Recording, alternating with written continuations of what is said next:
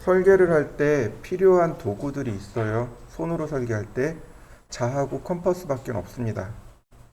자는 주로 직선이나 사선을 그릴 때 사용합니다. 원은 원을 그릴 때 쓰겠죠. 컴퍼스는 원을 그릴 때 씁니다. 그러니까 실제로 우리가 설계를 할 때 사용하는 도구는 크게 선을 그리거나 원을 그리거나 두 가지 중 하나예요. 그러니까 오토캐드에 들어있는 명령어들 크게 두 가지로 분류하면 그리는 명령어, 수정하는 명령어 이렇게 구별할 수 있어요.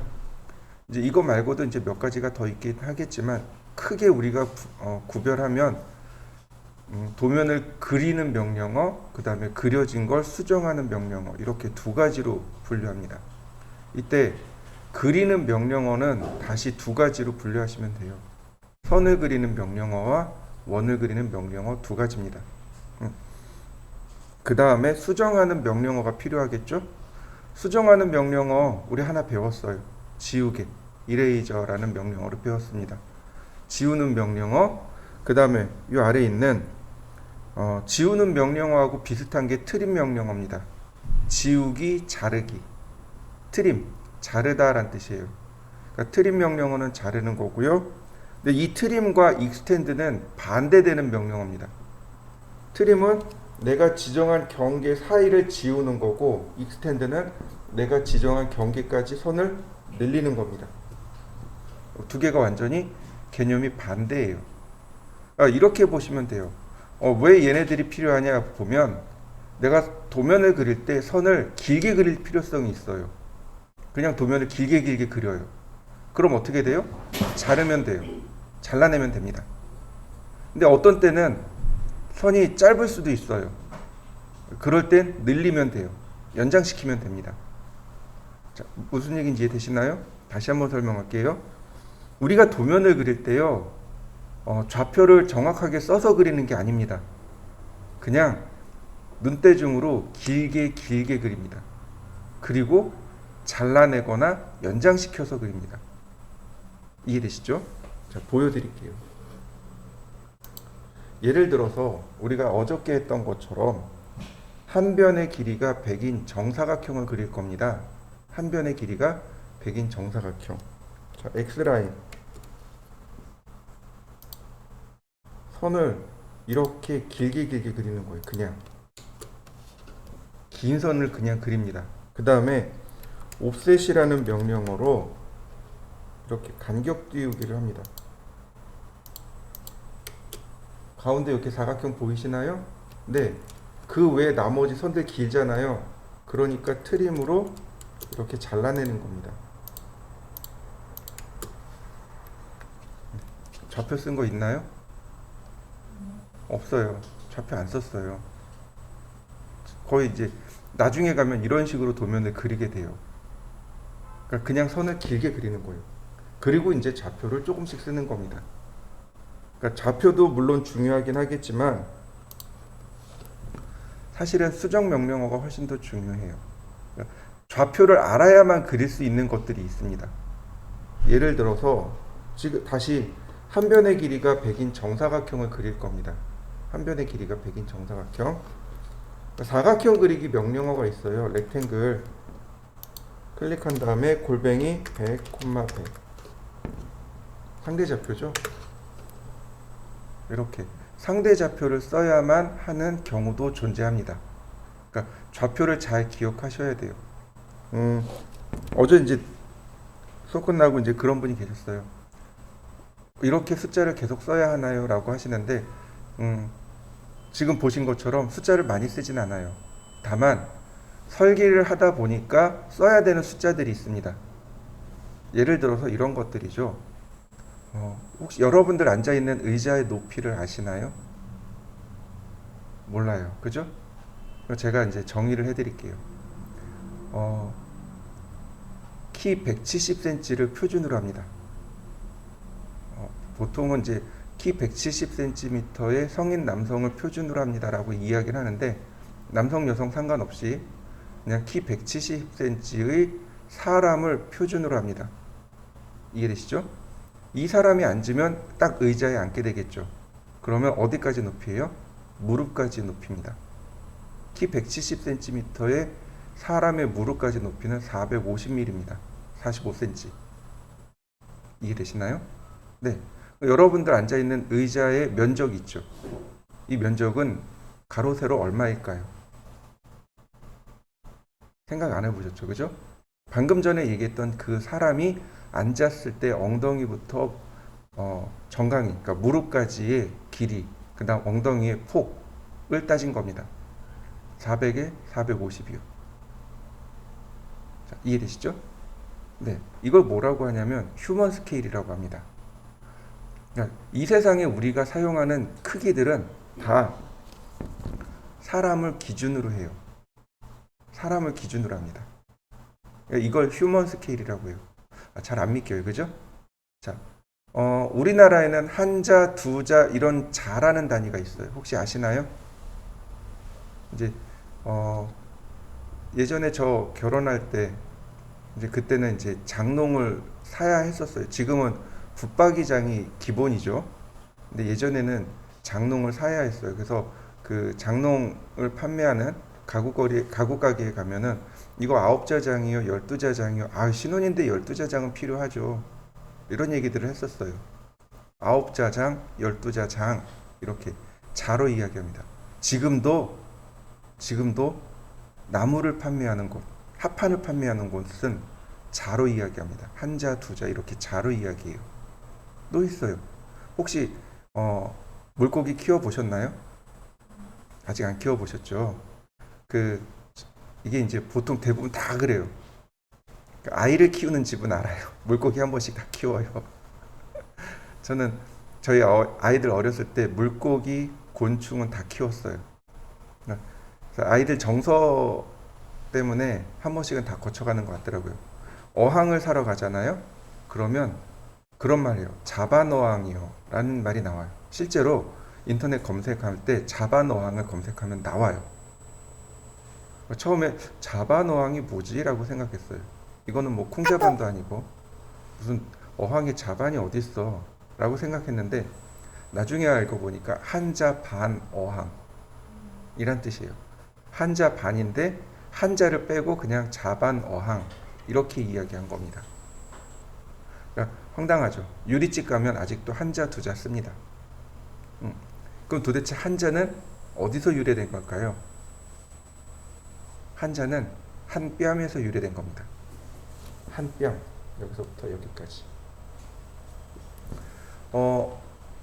고대 중국에서는 이 한 뺨이 한자가 대략 15cm 정도 됐다고 해요. 근데 이게 구한말 들어서면서 대략 30.3cm까지 커졌답니다. 한자가. 그러니까 시대에 따라서 이 자의 개념이 점점 커지는 거죠.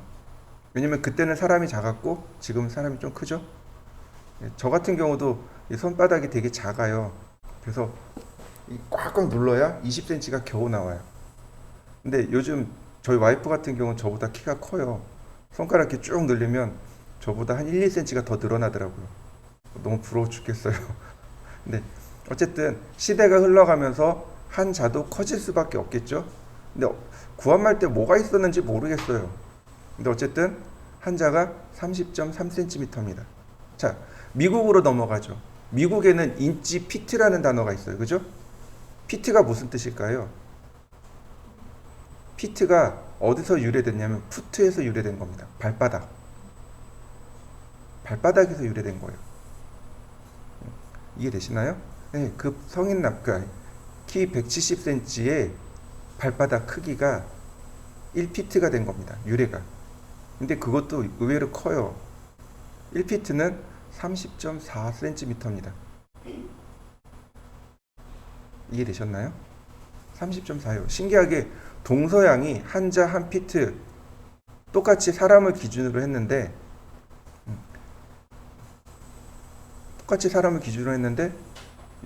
결국은 똑같이 30cm가 나온 거예요.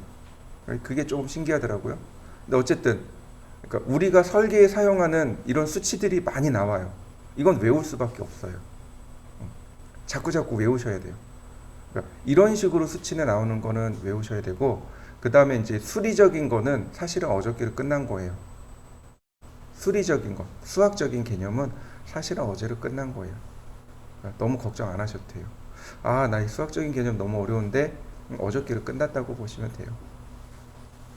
물론 저는 수학적인 개념을 계속 이야기할 겁니다. 이제 원을 그릴 거예요. 여기 리본 메뉴 보시면 서클 보시면 원을 그리는 옵션들이 쭉 나옵니다. 커맨드를 쓰셔도 좋아요. 자, 원을 그릴 때 우리가 주의할 점이 있습니다.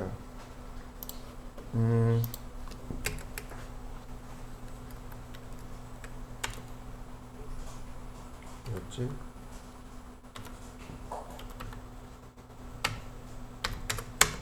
원을 그릴 때 이와 같은 표기를 합니다. 원을 그릴 때 원에는 반드시 이러한 표기가 붙습니다. 반드시 붙어야 돼요. 안 붙으면 실수한 겁니다. 안 붙으면 큰일 나요. 원이나 호에는 이러한 기호를 반드시 붙여야 돼요. 이 두 가지 기호 중 하나는 반드시 붙여야 됩니다. 이건 KS 규격으로 딱 명시가 돼 있어요. 원에는 이 두 가지 중 하나를 반드시 써야 합니다라고 딱 명시되어 있습니다. 그러니까 안 쓰면 큰일 날 수밖에 없겠죠.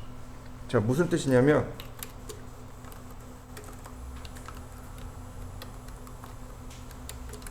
자, 라디어스 50, 반지름 50mm라는 뜻입니다.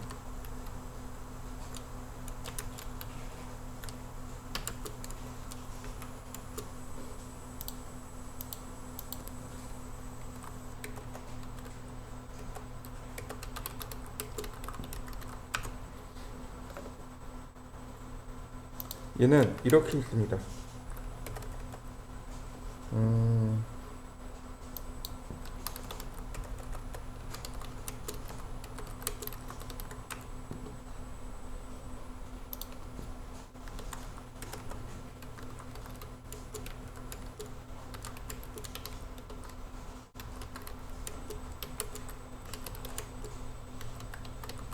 이렇게 됩니다.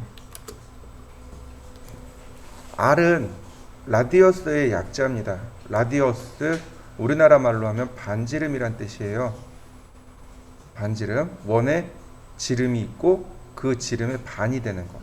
반지름 50이란 뜻이고, 그 다음에 아래 좀 독특한 기호가 있죠? 이걸 뭐라고 읽냐면 파이라고 있습니다. 파이 50이라고 읽어요. 수학 기호입니다. 수학 기호예요. 파이 50이라고 있습니다. 그리고 뭐라고 쓰냐면 지름 50mm라고 있습니다. 이해되셨나요? 원에는 이 두 가지 기호가 반드시 붙어야 됩니다. 원에는 지름과 반지름이 존재하죠? 네. 그러니까 이 두 가지 기호가 반드시 붙어야 돼요. 이 원은 반지름 50입니다. 이 원은 지름이 50입니다. 라고 반드시 표시를 하셔야 돼요. 근데 제가 드리는 도면 중에 간혹 얘가 빠진 게 있어요. 혹간가다 빠진 게 있습니다. 저도 이제 자료를 그러니까 수집하다 보면 이게 없는 것들이 종종 들어와요. 제가 수정을 해야 되는데 그냥 쓰고 있는 거죠. 어쨌든 원에는 이 두 가지 기호가 반드시 붙습니다. 외우셔야 돼요. 그리고 도면에 볼 때 이 두 가지 기호가 있는지 없는지를 보셔야 돼요. 그러니까 무의식적으로 이걸 보셔야 되는 거죠. 왜 우리 어렸을 때 그런 거 배우잖아요. 그 신호등 건널 때 빨간불은 멈추고 초록불은 건너고, 그런 것처럼 그렇게 무의식적으로 외우셔야 돼요. 도면 봤는데 이게 무슨 기호지? 라고 생각하시면 안 돼요. 아, 도면 봤는데 쭉 보고 R50, 아, 반지름 50, 아, 파이 50, 지름 50 이렇게 계속 끊임없이 이걸 환원하실 수 있어야 돼요. 자, 지름 50이란 얘기는 이건 반지름으로 25mm가 되는 거죠. 맞습니까? 자, 얘는 지름 100mm가 되는 거죠. 맞나요? 반지름이니까 곱하기 2를 해야 되는 거고, 지름이니까 나누기 2를 해야 되는 거죠. 그래야 지름 반지름이 계산되겠죠? 간혹 오해하시는 분들이 계세요. 이거 왜 달라요? 하고 계시는 분들이 계세요. 제가 어저께 설명 안 했는데, 자, 보세요. 이런 분이 계세요. 어저께 라인 100, 아니 100이 0도, 100이 90도, 100이 180도, 100이 마이너스 90도, 100이 45도 딱 그랬는데 가다 말잖아요. 왜 안 가요? 왜 끝까지 안 가요? 라고 하시는 분이 실제로 계셨어요. 100이 45도 하면 저 끝까지 가야죠 라고 하시는 분이 실제로 계셨어요. 수학적인 개념을 다 잊어버리신 거죠. 안 가는 거 맞죠? 수학적인 증명을 하면 어떻게 되는 거죠? 피타고라스의 정리라는 거 우리 배웠어요. 1대 1대 루트 2, 4대 3대 5. 기억나시나요? 그러니까 정사각형일 때는, 그러니까 직각사각형일 때는 1대 1대 루트 2, 그 다음에 직각삼각형일 때는 3대 4대 5 이렇게 된다라고 우리가 피타고라스의 정리라는 걸 배웠어요. 그래서 그분한테 그거부터 다시 설명했습니다. 자, 이럴 때는 뭘 써야 되는 거죠? 대각선을 그릴 때는 상대좌표예요. 저 끝에까지 길이가 루트 100인 거죠. 근데 CAD에서 루트 100을 표현할 방법이 없어요. 그럼 어떻게 해요? 골뱅이 100, 100 이렇게 가야 되는 거죠. 그러니까 상대좌표와 상대극좌표를 같이 혼용해서 써야 되는 거죠. 그러니까 이제 이런 수학적인 개념들이 우리가 너무 오래된 거라 잊어버린 거죠. 그래서 이런 수학적인 개념들이 자꾸 나와야 돼요. 그래야 설계를 할 때 이제 이해를 하시게 되는 거예요. 그러니까 디자이너는 실내 건축을 한다는 것 혹은 건축을 한다는 건 예술적인 감각과 공학적인 감각 두 가지 다 있어야 돼요. 그래야 건축이라는 걸 혹은 실내 건축이라는 걸 할 수 있어요. 단순히 아름다움만 추구하는 것, 그건 디자이너의 목이에요. 시각 디자이너들은 단순히 아름다운 것만 추구하면 돼요. 그런데 우리는 아름다운 것에 공학이 들어가는 거죠. 건축 공학이라는. 그러니까 두 가지 다 개념을 익히셔야 됩니다. 자, 마찬가지예요. 원을 그릴 때도 지름과 반지름의 개념을 잘 구별하셔야 됩니다. 보시면 서클, 그러면 CAD가 물어봅니다. 센터 포인트 for 서클. 센터 포인트 중심점이죠. 중심 좌표. 그 다음에 for 서클, 원의 중심점의 위치를 입력해 주세요. 또는 3포인트, 2포인트, TTR. 그러니까 중심점을 이용해서 원을 그리거나 아니면 3P, 3점을 입력한 원을 그리거나 2P, 2점을 입력한 원을 그리거나 그 다음 TTR, 두 오브젝트에 접하는 원을 그리거나. 이거 우리 수학 시간에 다 배웠어요. 도형의 방정식 때 이거 다 했어요. 왜냐면 제가 아직도 기억하고 있거든요. 정말 맞아가면서 배웠거든요. 저희 때는 선생님들이 못하면 때리는 게 정상이었거든요. 저 수학을 정말 못했거든요. 제가 되게 특이한 케이스 중에 하나인데, 그 숫자를 구별을 못한다라고 하면 이해가 되나? 숫자를 덩어리로 계산한 사람들이 있어요. 제가 그래요. 숫자를 덩어리로 계산해요. 그래서 초등학교 다닐 때 수학을 엄청 못했어요. 산수를 엄청 많이 맞았어요. 그래서 심지어 그 주산 있죠? 주산도 4급인가 3급까지 했어요. 잘 안 고쳐져요. 지금도 안 고쳐져요. 그래서 계산기 쓰는 게 훨씬 더 빨라요. 암산 잘 못해요. 저희 아들내미가 그래요. 저희 아들내미가 숫자를 덩어리로 보더라고요. 그래서 좀 저처럼 특이한 사람들이 조금 있긴 있더라고요. 근데 그런데 제가 기억을 해요. 이걸 배웠다는 기억을. 그러니까 여러분들도 아마 배웠을 거예요. 단지 기억을 못할 뿐입니다. 저는 맞아서 기억하는 거고, 여러분들은 이제 그런 게 없었으니까 기억을 못하는 거고. 정말 싫었거든요. 학교 가기 정말 싫었거든요. 자, 센터 포인트 포 서클, 원의 중심점입니다. 여기다 좌표를 입력해도 되지만 좌표 입력 안 합니다. 그냥 클릭. 그러면 라디어스 오브 서클 오와 다이아메타. 라디어스는 반지름이란 뜻입니다. 원의 반지름을 넣어주세요. 혹은 다이아메타, 지름. 넣어주세요. 이런 뜻입니다.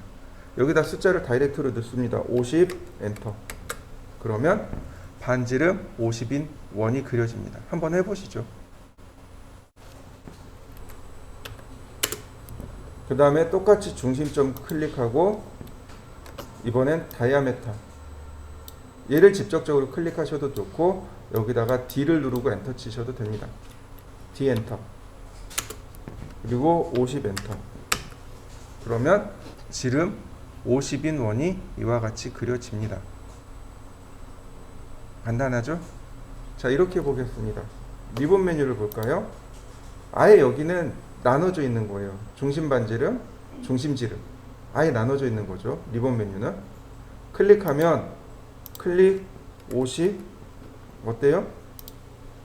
다이아메타 클릭 50 어때요? 중심 지름, 중심 반지름이 그냥 바로 들어가죠? 네. 리본 메뉴를 쓰는 게 훨씬 더 편해요. 이럴 때는 리본 메뉴를 쓰는데 게 편한데, 자 보시면 마지막에 썼던 게 물론 여기를 눌러도 되지만 여기는 아이콘을 누르셔도 돼요. 아이콘을 누르셔도 되는데 조건이 있어요.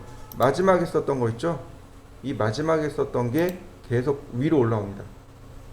매번 여기를 누르지 마시고 여기를 눌러도 돼요.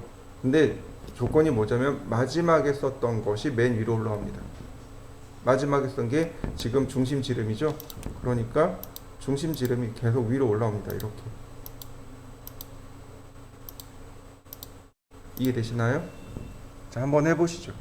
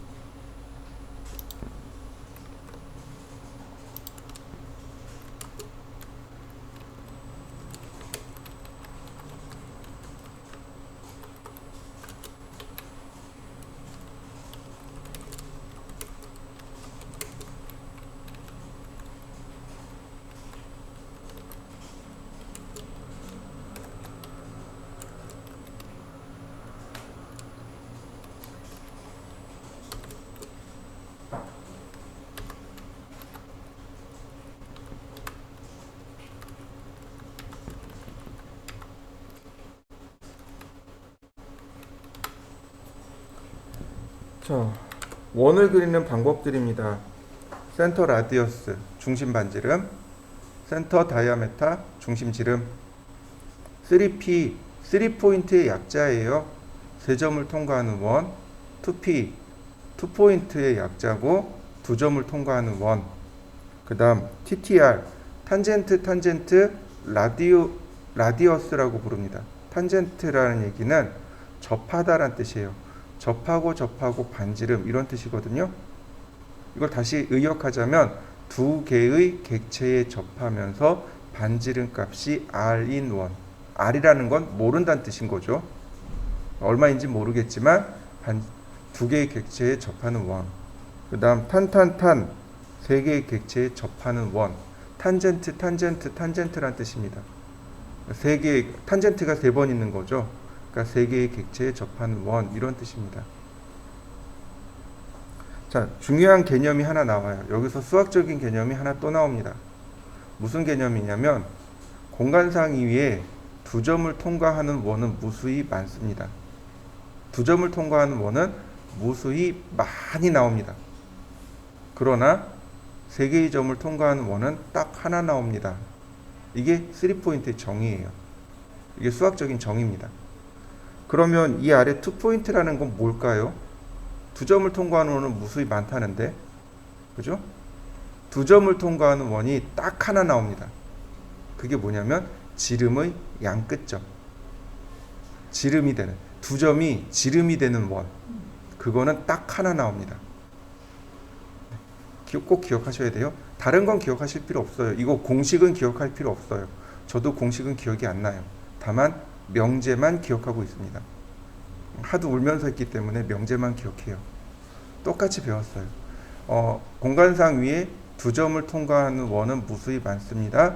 그러나 세 점을 통과하는 원은 딱 하나 나옵니다. 그리고 두 점을 통과하는 원은 지름의, 그러니까 원이 지닌 지름의 양 끝점일 때, 이 두 점이 지름일 때 딱 하나 나옵니다. 제가 보여드릴게요. 자, 보세요. 이거는 따라하지 않으셔도 돼요. 서클 3포인트. 자, 여기를 통과하고 여기를 통과합니다. 지금 두 점 통과하는 거죠? 어때요? 원이 무수히 많이 나오는 거 보이시나요? 무수히 많이 나옵니다. 두 점을 통과하는 원은 무수히 많이 나오나 세 점을 통과하는 원은 딱 하나 나옵니다. 이게 3포인트의 정의예요. 자, 2포인트란 얘기는 두 점을 통과하는데 이 두 점 사이, 이 두 점이 뭐가 돼요? 지름이 되는 겁니다. 이럴 땐 딱 하나 나옵니다. 이게 이제 수학적인 정의예요. 그러니까 도형의 방정식에서 만들어진 수학적인 정의가 바로 이겁니다. 오토캐드는 유클리드 기하학에서 유래됐습니다. 유클리드 기하학이요? 우리나라 말로 바꾸면 도형의 방정식입니다. 우리가 초, 중, 고등학교 때 이미 도형의 방정식은 다 배웠어요. 알게 모르게 다 배워왔습니다. 그걸 그대로 쓰고 있는 거예요. 그러니까 정규 과정, 저처럼 수포자들도 할 수 있어요. 정규 과정을 열심히 공부한 사람들이라면 그냥 할 수 있어요. 그러니까 너무 어렵지 않. 그러니까 그 수학적인 개념들이 종종 나와요. 이렇게. 근데 그렇다고 또 많이 나오는 건 아니에요. 뭐 미분하세요, 적분하세요 이런 개념 하나도 안 나옵니다. 그 방정식이요, 2차 방정식, 3차 방정식 하나도 안 나와요. 그렇게 어려운 건 안 나옵니다. 그러니까 요 정도 수준의 개념만 나와요. 그러니까 어저께 우리가 엇과 막국지가 공부했었죠? 그 정도 개념. 우리가 초등학생이라면 이해할 수 있을 정도의 개념 정도만 나옵니다. 그러니까 너무 걱정하지 마세요. 자, 그러면 다시 또 들어가 볼 건데요. 자, 이번에는 자, 중심 지름을 할 겁니다. 중심 지름. 네, 예를 들어서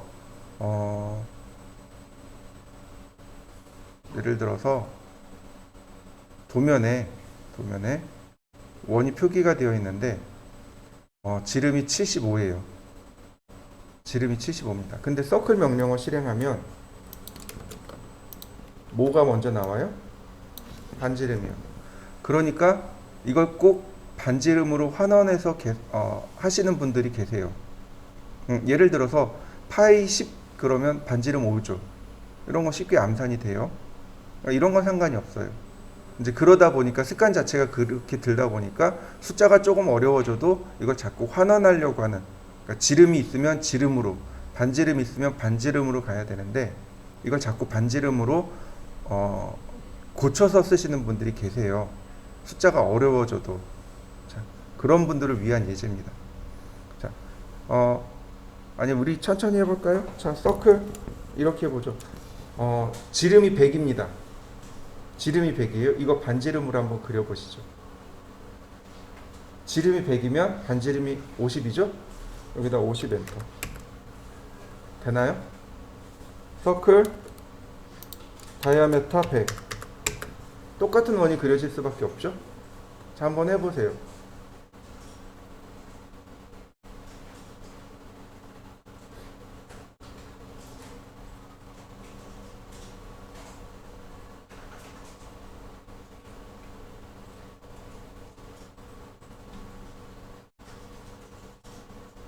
되나요?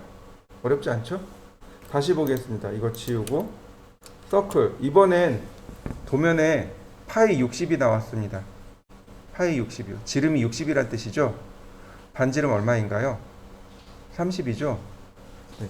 클릭하고 30.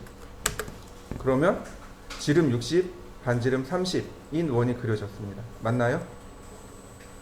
한번 해보시죠. 별거 아니지만 조금씩 난이도를 올리겠습니다. 자, 서클. 이번에는 지름이 70입니다. 지름 70이면 반지름이 얼마죠? 35죠? 맞습니까? 네, 그러면 이번에는 지름이 75입니다. 계산이 안 되잖아요. 빨리 계산이 안 되잖아요. 이럴 때는 계산하지 말고 바로 다이아메타 75 이렇게 쓰시면 돼요. 이해되시나요? 그러니까 우리가 이제 그 습관을 자꾸 고치는 거예요. 지름이 있네? 그럼 지름으로. 반지름이네? 그럼 반지름으로. 자, 근데 이거를 제가 반지름으로 고쳐보겠습니다. 서클 75 나누기 2. 뭐라고 썼나요? 나누기 써버렸죠. 수식을 써버렸죠. 그리고 엔터. 그려지는 거 보이시나요? 네. 나누기 한번 써보세요. 75 나누기 2. 100 나누기 2, 60 나누기 2, 70 나누기 2 이렇게 나누기 쓰시면 돼요. 근데 조건이 있습니다. 조건이 있어요. 이거는 이제 여기서만 통용되는 게 아니고 오토캐드 전반적으로 다 통용이 되는 내용입니다. 정수 나눗셈만 허용합니다.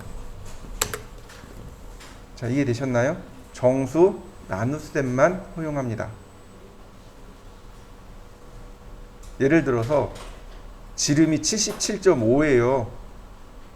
77.5입니다. 그러면 그 77.5 나누기 2 하면 계산이 안 된다는 얘기입니다. 왜냐면 정수가 아니거든요. 갑자기 또 어려워졌어요. 자, 우리가 사용하는 데 있어서 정수가 있고 실수가 있습니다. 그죠? 자, 무슨 뜻인가요?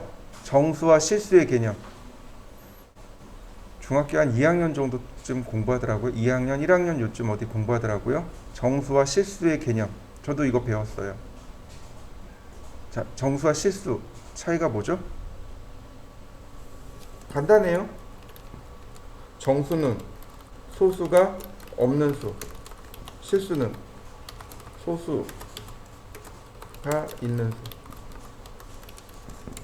쉽게 얘기해서 소수점이 있느냐 없느냐 그 차이인 거죠. 정수는 소수점이 없는 수고요. 실수는 소수점이 있는 수입니다. 정의가 굉장히 간단하죠? 그러면 해보죠. 77이 있고요. 77.0이 있고요. 77.5가 있습니다. 자, 정수와 실수를 한번 구별해 보시죠. 자, 1번 77은 얘는 정수입니다. 자, 77.5는 어떤가요? 네, 맞아요. 얘 실수예요. 그럼 얘는 정수인가요? 실수인가요? 정수?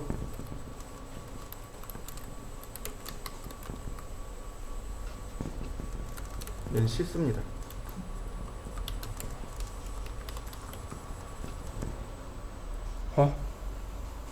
점 0이잖아요. 0 없는 거잖아요. 제가 중학교 때 정말로 이렇게 배웠어요. 정말로 이렇게 배웠어요. 숫자 이렇게 3개 써주시고 선생님이 3개 써주시고 이렇게 이야기합니다. 점 0은 소수입니다 라고 알려주셨어요. 네. 그냥 문자 그대로 읽으셔야 돼요. 문자 그대로. 그러니까 사람이 위대한 건 바로 이거예요. 점 0은 없다라고 인식을 하는 거죠. 그러니까 이걸 정수로 인식을 합니다. 그런데 컴퓨터는요. 점 0은 소수입니다.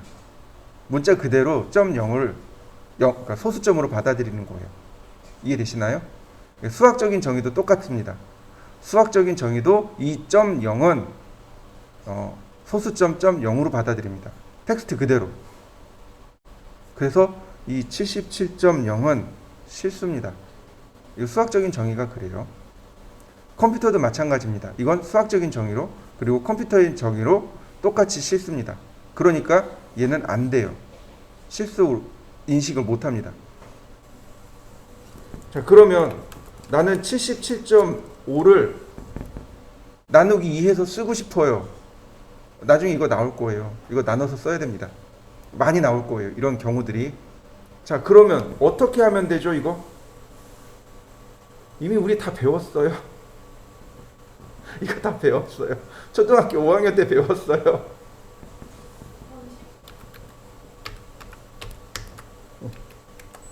맞아요. 이렇게요. 자, 보세요. 이건 똑같은 거죠. 맞습니까? 이거 같은 거예요. 이거 같은 거예요. 분자와 분모에 똑같은 수를 곱하면 목은 같다라고 이미 우리 초등학교 때, 중학교 때 다 배웠습니다. 우리가 단지 기억을 못할 뿐이고 지금 긴장하니까 말을 생각이 안 나는 것 뿐이에요. 이렇게 분자와 분모에 10을 곱해버리면 돼요. 소수점을 없애려면 10을 곱하면 된다고 배웠죠? 네, 분자와 분모에 똑같이 10을 곱해버리면 됩니다. 그러면 나누기가 돼요. 정수로 환원했잖아요. 정수로 바꿔버렸잖아요. 그러니까 이제는 나눗셈이 되는 거예요. 정수 나눗셈만 됩니다. 더하기 안 돼요. 곱하기 안 돼요. 빼기 안 됩니다. 오로지 뭐만 돼요? 나누기만 됩니다. 이해되셨나요? 다른 거 안 돼요. 더하기 안 돼요. 빼기 안 돼요. 곱하기 안 됩니다. 나누기만 됩니다. 지금처럼. 자, 그러면 여기다 쓰는 거죠. 서클 클릭하고 77.5 나누기 2 이렇게요. 775 나누기 20. 그러면 얘가 이와 같이 만들어진다는 얘기죠.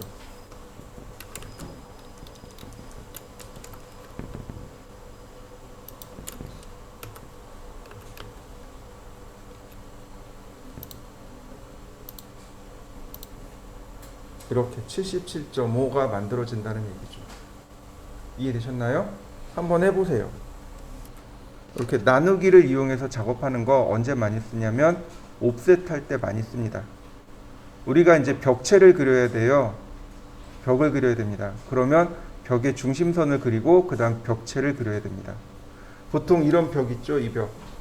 실내에서 이렇게 실내에서 이쪽 공간과 저쪽 공간을 나누는 벽, 이런 거 이제 영어로 파티션이라고 해요. 나누다라는 뜻으로.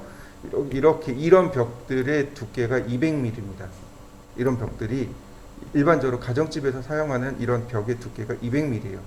중심선을 그리고 양쪽으로 100mm, 100mm. 그럼 200mm가 되는 거죠. 네.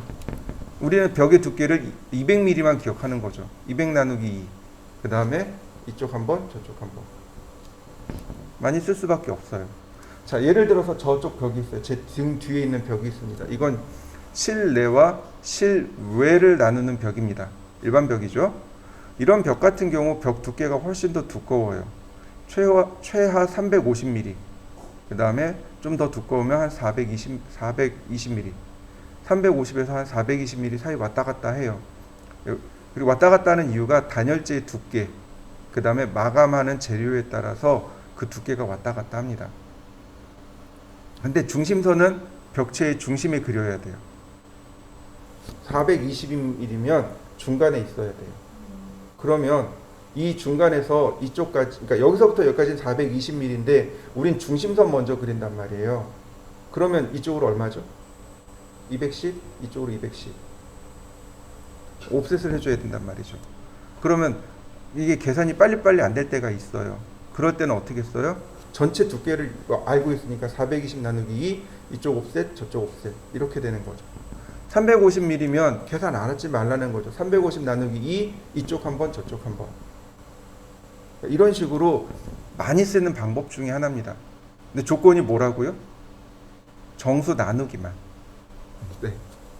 다른 거 안 되고, 실수, 그러니까 소수점이 들어있으면 안 되고, 정수 나누기만 허용합니다. 요걸 기억하셔야 돼요. 아, 나눗셈이 되는구나. 왜냐하면 우리가 설계를 할 때 중심선을 그린 다음에 나머지를 그려 나가는 거기 때문에 나누기를 허용해 주는 거예요. 더하기나 이런 건 허용 안 해요. 더하기, 빼기, 곱하기는 허용하지 않습니다. 오로지 나누기만 여기서 값으로 허용을 하는 겁니다. 이해되셨나요? 네. 그러면 계속 또 넘어가 보죠. 자, 투포인트라는 개념이 있네요. 두 점을 통과하는 원. 그러면 클릭하면 그냥 점 두 개 클릭하면 돼요. 그러면 원이 하나 그려집니다. 해보시죠. 요거 이용한 응용 예제들은 이따가 다시 쭉 더 설명드리도록 하겠습니다. 그러니까 개념만 잘 머릿속에 넣으시면 돼요. 투포인트란 얘기는 두 점을 통과하는 원, 이게 정식 명칭이고, 의역하자면 원의 지름의 양끝점, 원이 지닌 지름의 양끝점. 자, 지름이 조금 아까 나왔잖아요. 그 77.5mm라고. 투포인트를 그려볼까요? 서클, 투포인트, 점 하나 찍고 그 다음 점, 골뱅이 77.5가 0도 방향으로. 좌표를 이용한 거죠. 이해되시나요?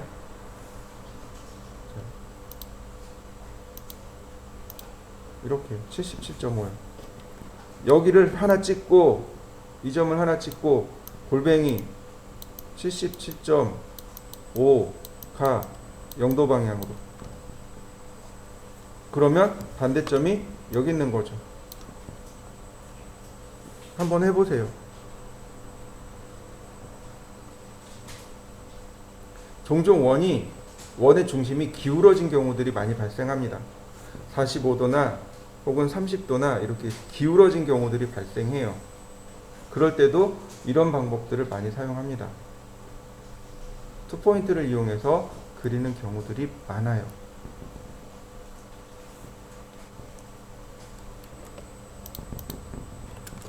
서클 3포인트, 그러니까 퍼스트 포인트, 세컨드 포인트, 그리고 서드 포인트. 세 점을 클릭하시면 됩니다. 한번 해보시죠. 점 3개 입력하시면 돼요. 응용하는 방법은, 제대로 응용하는 방법은 오스냅을 공부해야 쓸 수 있어요. 그냥은 못 써요. 그래서 조금 기다리는 겁니다. 일단 사용하는 방법만 일단 알려드리고 넘어가는 거예요. 오스냅을 공부하고 나서 우리 옵셋, 트림, 익스텐드까지 하고 나면 제대로 원을 그릴 수 있을 겁니다. 기억하셔야 돼요. 우리가 지금 원을 그리는 방법들을 기억하셔야 돼요. 그 방법만 기억하시면 됩니다. 이번엔 TTR에 대해서 공부해 보겠습니다. TTR이 우리 중학교 다닐 때 배웠을 거예요. 선분 두 개 접하면서 이렇게요. 이 선에 접하고 이 선에 접하면서 반지름이 1인원을 구하시오라는 것을 저는 공부했었습니다. 여러분들은 어떤가요? 혹시 배우셨나요? 기억이 안 나요. 괜찮아요. 지금부터 배우시면 됩니다. 제일 많이 쓰는 기능 중에 하나입니다. 중심 반지름도 많이 쓰지만은 이 TTR도 엄청나게 많이 씁니다. 선분 두 개, 그러니까 오브젝트라고 합니다. 객체 두 개 접하면서 반지름이 얼마인 원, 이걸 TTR이라고 합니다. 이렇게 이 두 개의 선에 접하면서 이 두 개의 선에 접하는 원은 무수히 많아요. 그 중에 반지름이 20인 원은 어딘가 하나 존재할 겁니다. 그걸 캐드 보고 찾으라고 시키는 겁니다. 서클, 그 다음에 TTR. 그러면 캐드가 물어봅니다. Point on object for first tangent of circle. 말이 길어요. Point on object. 오브젝트 위에 좌표를 찍으래요. First tangent of circle. 원의 첫 번째 탄젠트, 접점. 원이 첫 번째로 접하는 선을 눌러주세요 라는 뜻입니다. 자, 잘 보세요. 제가 화면을 확대할 겁니다. 아이고, 너무 많이 갔다.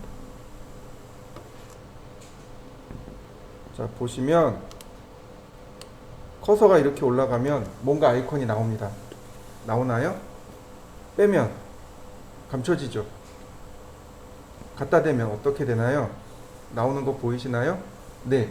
이 아이콘이 뭐라고 부르냐면 오스냅 아이콘이라고 합니다. 오스냅 아이콘. 오브젝트 스냅. 객체 스냅이란 뜻입니다. 객체 스냅 중 탄젠트라는 스냅이 있습니다. 뭐냐면 접점을 찾아라 라는 뜻입니다. 이 선에 접선을 접하는 지점을 찾아라 라는 뜻이에요. 어디 있는지는 우리는 몰라요. 캐드한테 시키는 겁니다. 이 선에 접할 거야. 그러니까 네가 점을 찾아놔. 이런 뜻입니다. 그러니까 이런 커서가 나왔을 때 비로소 클릭하는 겁니다. 이때 클릭. 그 다음에 밑으로 내려가 보죠. 자, 여기 있죠? 그 다음에 나온 거 보이시나요? 네, 이때 클릭. 그러면 이렇게요. 라디어스 오브 서클. 원의 반지름을 넣어주세요. 라고 물어봅니다. 캐드가. 반지름 20. 반지름이 20이면서 두 개의 선에 접하는 걸 캐드가 알아서 찾아서 그려줍니다. 이렇게. 한번 해보시죠. 다시 보겠습니다. 서클. 자, 이번엔 제가 값을 좀 키울 거예요. 지금 제가 반지름 20짜리인데 저는 이거보다 좀 더 키울 겁니다. TTR 원에 접하고 반지름 200. 이상한 데 생기네요. 다시 볼까요? TTR 접하고 200. 이번에 또 이상한 데 생기네요. 왜 그럴까요? 캐드가 접점의 위치를 찾는데 내가 두 번째 점의 위치에 따라서 찾습니다. 두 번째 점. 자, 보세요. 이렇게 했어요. 첫 번째는 여기를 찍고 여기를 찍었어요. 그러면 이 근방 어디와 이 근방 어디를 찾아라 이런 뜻이 돼요. 근데 반지름 200이잖아요. 그러니까 이렇게 만드는 거예요. 이렇게요. 그러면 여긴 안 닿고 있잖아요. 이 선을 여기까지 연장했을 때 여기가 접한다는 뜻이에요. 연장했을 때, 선을 연장했을 때, 이 선을 연장했을 때 여기 생성된다는 뜻이에요. 다시 보세요. 서클 TTR. 첫 번째, 두 번째 여기 오른쪽 아래를 클릭했죠? 그러니까 여기 어디에 위치점이 있어 라고 캐드한테 알려주는 겁니다. 그리고 반지름 200. 그러면 원이 커서 이 바깥쪽에 나가 있는 거예요. 근데 저 두 개의 선을 연장하면 딱 만나고 있습니다. 이게 TTR의 특징이 이렇습니다. 클릭하는 위치에 따라서 원의 위치가 바뀌어요. 생성되는 위치가 바뀌고 그 다음에 이렇게 확장됐을 때, 연장했을 때, 원이 너무 크면 연장했을 때 위치까지 딱 알아서 계산해 줍니다.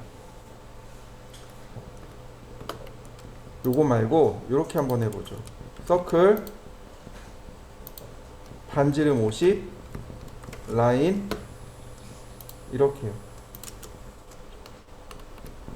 한번 해보세요. 원을 하나 그리시고 서클 반지름 50짜리 원을 하나 그리시고 반지름 50짜리 원입니다. 그리고 대충 선을 하나 그립니다.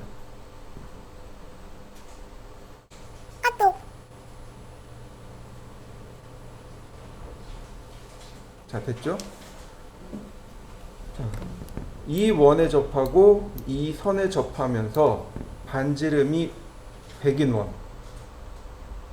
총 4개의 방향에서 만들어집니다. 어디를 클릭하느냐에 따라서 총 4개의 방향으로 만들어져요. 자, 보세요. 서클 TTR 원을 클릭했고 선을 클릭하고 반지름 100. 너무 작은가?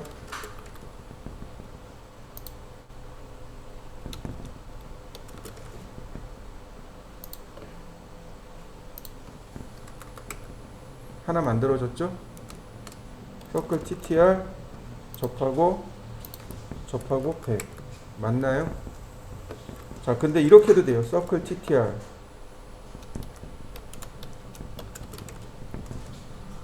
오른쪽 접하고 왼쪽 접하고 반지름 100. 서클 TTR 왼쪽 접하고 오른쪽 접하고 반지름 100.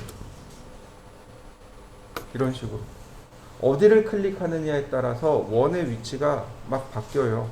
원이 생성되는 위치가 막 바뀝니다. 그러니까 클릭할 때 우리가 탄젠트 접점을 찾아라 라고 할 때 그 근방 어디를 캐드가 기억하고 있다가 그쪽 방향으로 찾아버립니다. 그래서 반지름 100일 때 두 원과 선에 접하면서 반지름이 100일 때 이런 결과물이 만들어집니다. 라인을 제가 이렇게 수직으로 그렸습니다. 서클 TTR 접하고 반지름 200인 원. 그 다음 이제 나중에 이제 배우겠지만 트림으로 이렇게 자르면 어떻게 되나요? 선이 자연스럽게 곡선화돼 버린 거죠. 네, 이런 경우에 쓰는 거예요. 이게 이제 TTR의 원래 개념입니다.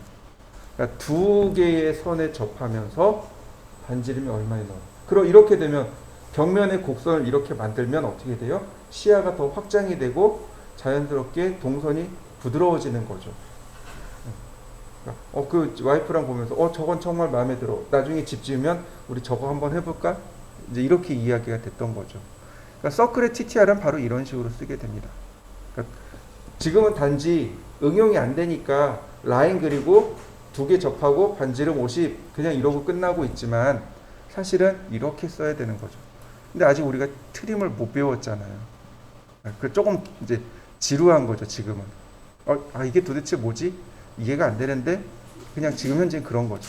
조금만 더 기다려 보자고요. 그러니까 원을 그리는 방법만 기억을 하는 거예요. 원을 그리는 방법이 5가지가 있어요. 중심 반지름, 중심 지름, 3포인트, 2포인트, TTR 하나 더 있어요. 탄젠트. 이렇게 총 6가지 방법으로 원을 그릴 수 있습니다. 원을 표현하는 방법이 6가지입니다. 라고 그 표현하는 방법을 기억하시라는 거예요. 그러면 언젠가 그걸 써먹을 수 있어요. 저 같은 경우도 명령어를 많이 알잖아요. 근데 다 쓰지는 않아요. 처음에 명령어가 나오면 이거 왜 써? 이런 거 어디다 써먹어? 그리고 이제 강의는 해요. 이런 것도 있어요. 안 써요. 그리고 강의는 해요. 근데 나중에 이제 호기심이 생기는 거죠. 이걸 어떻게 써먹지? 어디 써먹을 데 없나? 그리고 연구를 하는 거죠. 방법은 알겠는데 써먹을 데가 없는 거잖아요. 그러니까 써먹는 방법을 연구를 하는 거죠. 그러면서 이제 이럴 때 이렇게 써먹으면 편하겠구나. 이럴 때 이렇게 쓰면 편하겠구나. 라고 이제 저도 실력이 올라가는 거죠. 그러니까 여러분들도 지금 딱 그 단계인 거예요.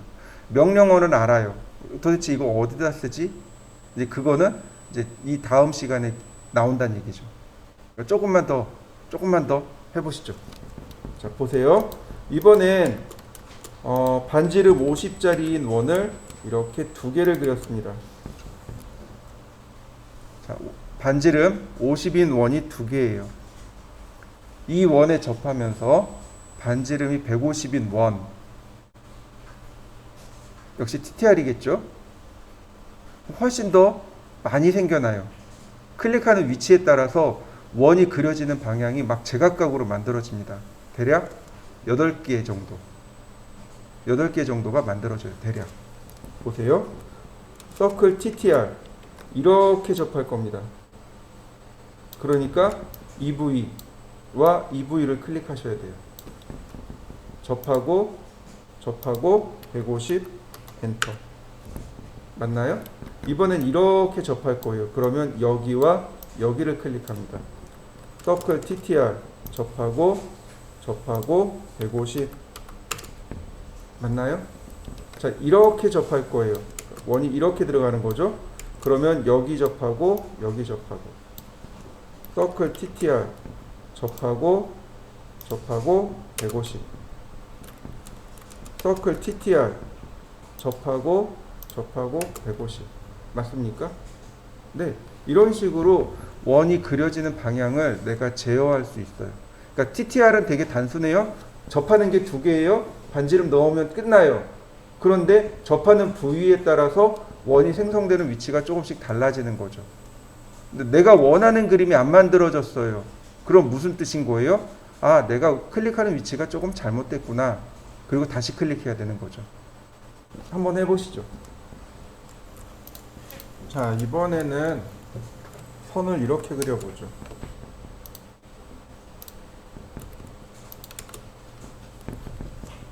삼각형입니다.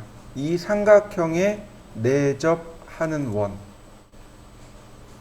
내접이 뭐예요? 안쪽으로 접한다는 뜻이죠. 삼각형이니까 접하는 점이 몇 개 나오는 거예요? 3개 나오죠. 네, 이럴 때 쓰는 게 탄젠트, 탄젠트, 탄젠트입니다. 그런데 서클이라는 명령을 실행하면 여기에 탄젠트, 탄젠트, 탄젠트라는 게 없습니다. 원래 이거 3포인트에 탄젠트 오스냅을 3번 쓰는 건데 여기 없어요. 어디 있는 거냐면 여기 있습니다. 리본 메뉴에 여기 TAN, TAN, TAN 탄젠트, 탄젠트, 탄젠트 여기 있습니다. 클릭하신 다음에 선 하나 클릭하고 두 번째 선 클릭하고 세 번째 선 클릭하고 그러면 세 개의 선에 내접하는 원이 그려집니다. 한번 해보시죠. 그러니까 이런 식으로도 가능한 거죠. 서클 아니 접하고 접하고 접하고 이런 식으로 접하고 접하고 접하고 이런 식으로도 가능하고 또는 접하고 접하고 접하고 이런 식으로도 가능하겠죠. 어쨌든 결과는 뭐예요? 탄젠트 탄젠트 탄젠트는 어디든지 세 군데에 접하면 원이 하나 그려집니다 라는 뜻입니다. 한번 해보시죠. 이번엔 오스냅에 대해서 알아보도록 하겠습니다. 오스냅 우리나라 말로 하면 객체 스냅이라고 하고요. 풀어서 쓰면 이거예요. 오브젝트 스냅입니다. 스냅은 우리나라 말로 번역이 안 돼요. 그냥 그래서 스냅이라는 말로 씁니다. 오브젝트는 사물이란 뜻입니다. 사물, 물체, 객체 이런 뜻이에요. 그래서 객체라는 말로 의역을 해놨습니다. 사물이란 뜻입니다. 물체란 뜻이에요. 그 왜 UFO 보면 그 UFO란 단어 아시죠? Unidentified Flying Object 날아다니는 그러니까 알 수 없는 날아다니는 물체란 뜻이죠. 네, 물체란 뜻이에요. 사물, 물체, 객체 이런 뜻입니다. 참고로 혹시 이런 말 들어보셨나요? 오브제? 들어보셨나요? 무슨 뜻일까요? 오브제 이거요.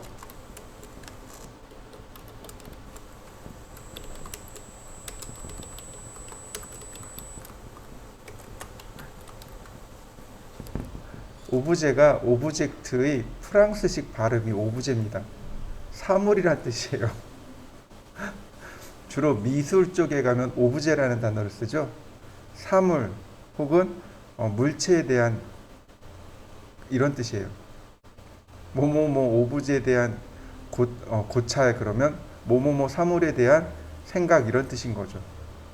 오브제가 사실은 오브젝트의 프랑스식 발음입니다. 이런 것들이 몇 가지 있어요.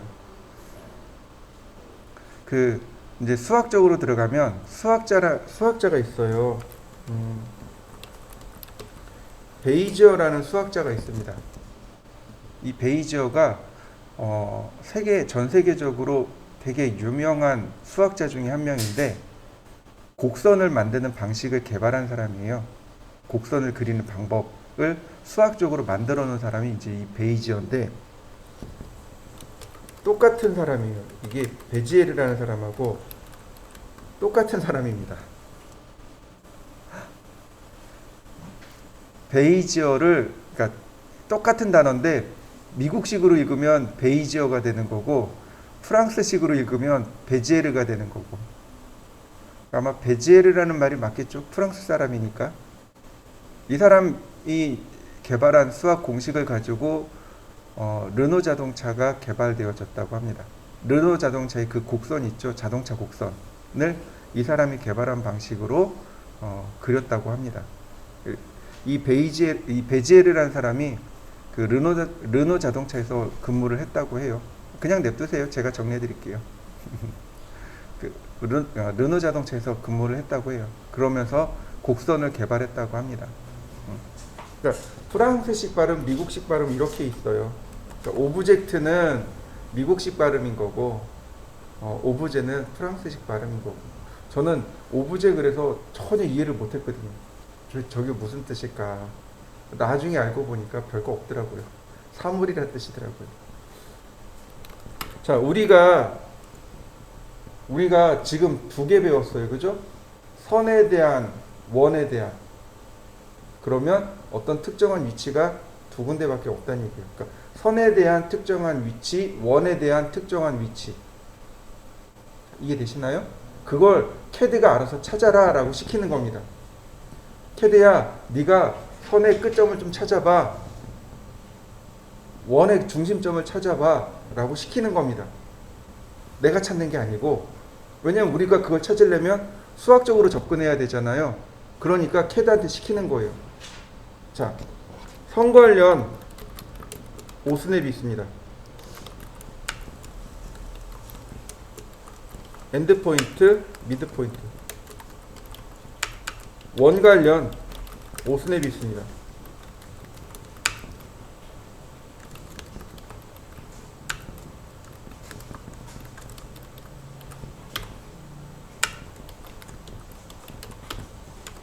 기타.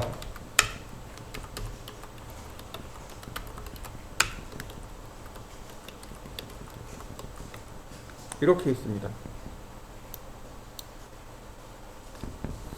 선 관련 오스냅, 원 관련 오스냅, 기타.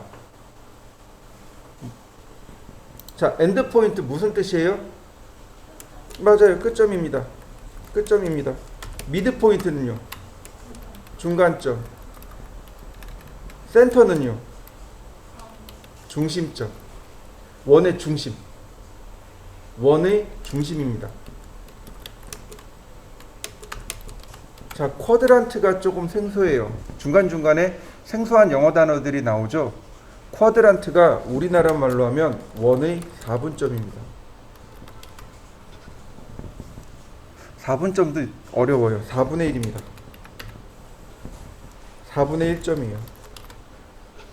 원의 4분점, 4분의 1이 되는 점. 이 쿼드란트라는 단어가 생소하다면 우리가 익히 알고 있는 유사한 단어를 찾아보면 돼요. 혹시 농구 좋아하시나요? 싫어하시나요? 농구를 구경하러 가면요, 15분 하고 삐 그러고 선수들이 쉬어요. 그리고 장내에서 뭐라고 하냐면 1쿼터 끝났습니다 라고 합니다. 조금 있다가 삐 그러고 2쿼터 시작합니다 라고 해요. 또 15분 하고 또 삐 그러고 쉽니다. 2쿼터 끝났습니다 그래요. 쿼터가 무슨 뜻이죠? 맞아요. 4분의 1이라는 뜻입니다. 그 쿼터가 이 쿼드란트랑 동의어입니다. 똑같은 단어예요. 쿼터, 쿼드란트 똑같은 말입니다. 똑같이 4분의 1이라는 뜻이에요. 생활 영어 중에서 15분을 나타내는 단어가 있습니다. 혹시 아시나요? 그 단어가 쿼드란트예요. 아니, 그렇죠. 쿼터. 30분을 나타내는 단어가 하프예요. 60분의 절반이 30분이죠. 그러니까 뭐 예를 들어서 언하프 그러면 30분이라는 뜻이 돼요. 그 다음에 쿼터 그러면 15분이라는 뜻이 돼요. 똑같은 단어들인 거예요. 쿼터, 쿼드란트 똑같은 거예요. 그러니까 쿼드란트가 생소하지만 쿼터를 이해하면 쿼드란트도 금방 이해가 되는 거죠. 원을 10십자로 그려요. 10십자로 나눠요. 이렇게요.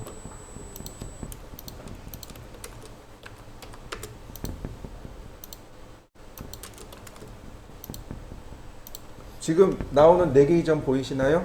바로 여기.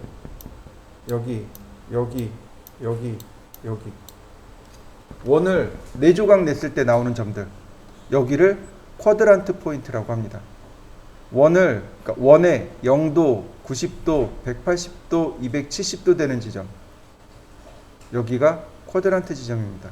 12시, 3시, 6시, 9시 되는 지점. 여기가 쿼드란트예요. 원에는 반드시 이 4개의 점이 존재합니다. 이게 쿼드란트예요. 다음 탄젠트. 이건 조금 아까 봤어요. 그죠? 접하는 점. 접점입니다. 접선이 아니에요. 접점입니다. 접하는 점이에요.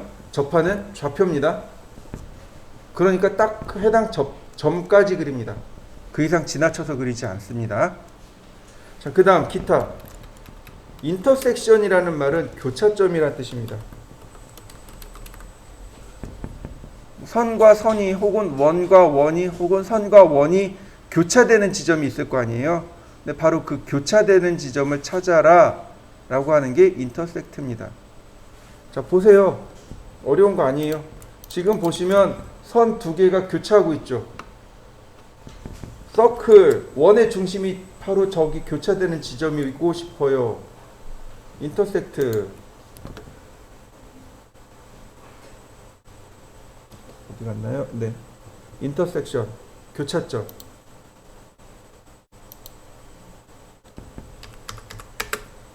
그러면 교차점에서 원이 그려진단 말이죠. 이렇게 그려야 되거든요. 원은 사실 이렇게 그려야 되거든요. 교차점이란 뜻이에요. 인터섹션하고 비슷한 게 뭐냐면 인터체인지라는 용어를 알고 계시죠? 운전하다 보면 많이 나오죠. 인터체인지. 교차로란 뜻이죠. 맞습니까? 인터체인지, 교차로. 네. 그 다음 퍼펜디큘라. 수직점입니다. 얘는 아예 외우셔야 돼요. 얘는 아예 외우셔야 됩니다. 퍼펜디큘라 수직점. 어저께 우리가 공부할 때 수선이라는 말을 배웠습니다. 기억나시죠? 수직선을 그릴 때 사용하는 게 바로 이 퍼펜디큘라입니다. 자, 이렇게 총 몇 가지예요? 7개입니다. 지금 여러분들이 외우셔야 될 오스냅은 이렇게 7개입니다. 외우세요. 첫 번째 엔드 미드, 센터 쿼드, 탄젠트, 그 다음 인터섹트, 퍼펜디큘라. 선 관련 2개, 원 관련 3개, 기타 2개. 그러면 외우실 수 있을 겁니다. 자, 오스냅을 쓰는 방법이 있습니다. 얘네들을 이제 썼으니까 따닥따닥 붙여볼까요?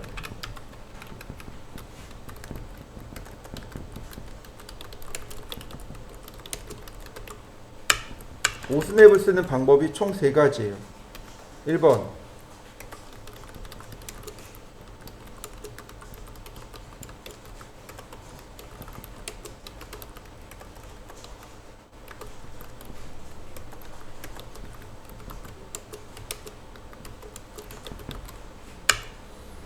명령어 중간에 캐드가 물어봐요. 포인트를 입력해 주세요 라고 할 때 여기다가 오스냅을 직접 입력하는 방법이 있습니다. 근데 얘는 이걸 쓰고 나면 사라져요. 쓰고 나면 사라집니다. 그 일회성이에요. 두 번째, 키보드의 Shift 키하고 마우스 오른 버튼. 그러면 오스냅 목록이 나옵니다.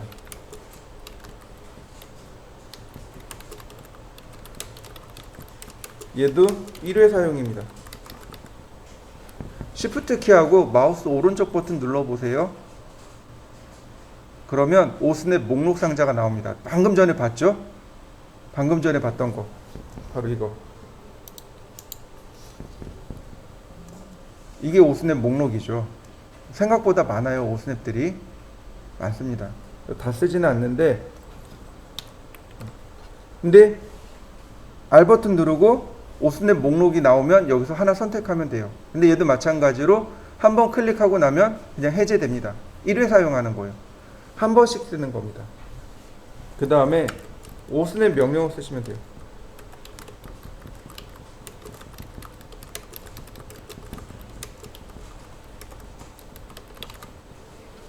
영구적인 세팅입니다. 이거는 많이 쓰는데 엔드포인트 센터 포인트, 인터섹트 많이 쓰는데 아 이거 맨날 쓰기 귀찮네. 그럼 어떻게 해요? 그냥 아예 얘네들은 내가 뭐라고 하지 않더라도 네가 CAD가 알아서 찾아줬으면 좋겠어. 이렇게 아예 설정해 버리는 겁니다. 그게 오스냅 명령어예요. 이렇게 세 가지 방법이 있습니다. 이 세 가지 방법을 두루두루 쓰시면 좋아요.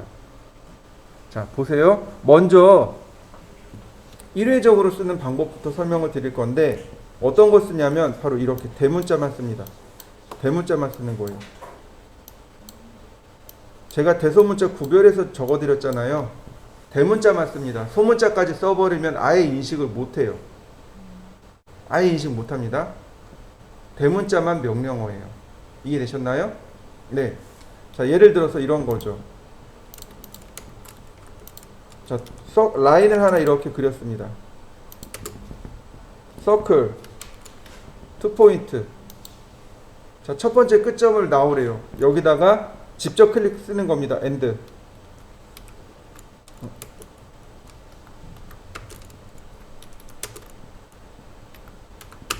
자, 엔드라고 이렇게 직접 쓰는 겁니다. 직접 쓰여진 거 보이시나요?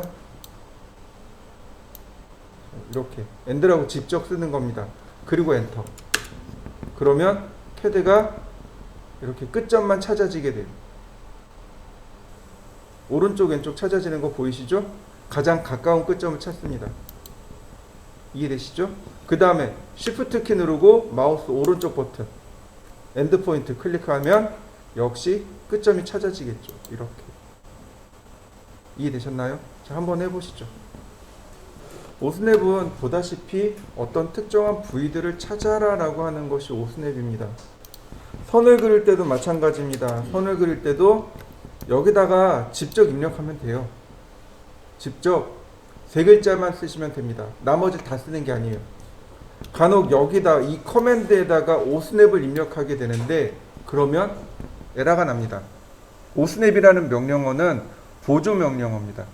메인 명령어가 아니고 보조 명령어예요. 그러니까 어떤 특정한 위치를 찾으려고 할 때 사용하는 겁니다. 그러니까 라인이라든지 이렇게 라인 명령어를 실행했다든지 서클 명령어를 실행하면 계속 포인트를 물어보죠. 이때 쓰는 겁니다. 지금은 이제 물론 없어지긴 했지만 오토캐드를 종료하는 명령어가 있습니다.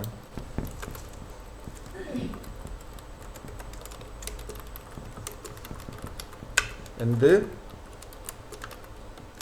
엑시스트 큐트 이렇게 세 개예요. 커맨드에다가 큐트 그러면 바로 캐드 종료해 버립니다. 엑시스트 바로 나가 버립니다. 엔드 해도 나가요. 근데 엔드는 막아놨어요. 엔드는 막아놨습니다. 맨날 오스냅 쓰면서 커맨드에다 엔드를 써버리는 거예요. 그러니까 이러는 거예요. 갑자기 왜요? 그러고 쫓아가서 보면 캐드가 꺼졌어요. 엔드는 세이브 플러스 큐트입니다. 그러니까 저장하고 캐드 종료하기가 엔드예요. 큐트는 저장 안 하고 나가기. 저장 안 하고 그냥 종료해 버리는 게 큐트입니다. 그러니까 이렇게 되는 거죠. 여기다가 엑시트 그래 버리면 오토캐드 이렇게 끝내 버려요. 큐트 그러면 오토캐드 종료한단 말이죠. 근데 엔드 하면 이렇게 떠요. discontinued command use the qt command to exit AutoCAD. 이제는 막아놓은 명령어입니다. 쓸 수 없는 명령어예요 라는 뜻입니다. 하도 예전에 그런 기능들이 많았거든요. 그러니까 커맨드에다가 오스냅을 써버리는 거죠. 특히 엔드 같은 경우는 CAD가 종료되니까 하도 막 항의를 오래 했어요. 엄청 많이 했어요. 제발 엔드 막아달라고. 결국 막힌 거죠. 이렇게 여기다가 센터라고 쓰면 CAD 몰라요. 센터 쓰면 몰라요. 모릅니다. 근데 어떻게 해야 돼요? 라인이라는 명령 안에 여기다가 센터를 쓰면 CAD가 인식을 하는 거죠. 혹은 서클이라는 명령어 안에 센터라고 써야 테드가 인식을 하는 겁니다. 그러니까 보조 명령어예요. 주 명령어가 아닌 보조 명령어입니다. 그래서 라인 엔드포인트 엔터 그러면 끝점을 찾게 되는 거죠. 이런 식으로. 다시 엔드포인트 그러면 내가 입력하지 않더라도 테드가 그 근처에 있는 가장 가까운 끝점을 찾아가게 되는 겁니다. 이게 엔드포인트. 자, 미드포인트라는 얘기는 뭐냐면 중간점입니다. 선분의 이렇게 중간을 찾는 점. 미드포인트 선분의 중간. 미드포인트 선분의 중간. 그럼 이 점은 오스냅이 3개가 잡힙니다. 엔드도 있고요. 미드도 있고 교차도 있습니다. 인터섹트도 있습니다. 가장 쉬운 거 쓰는 거죠. 엔드가 가장 쉽고 현재 미드 연습하니까 미드 포인트.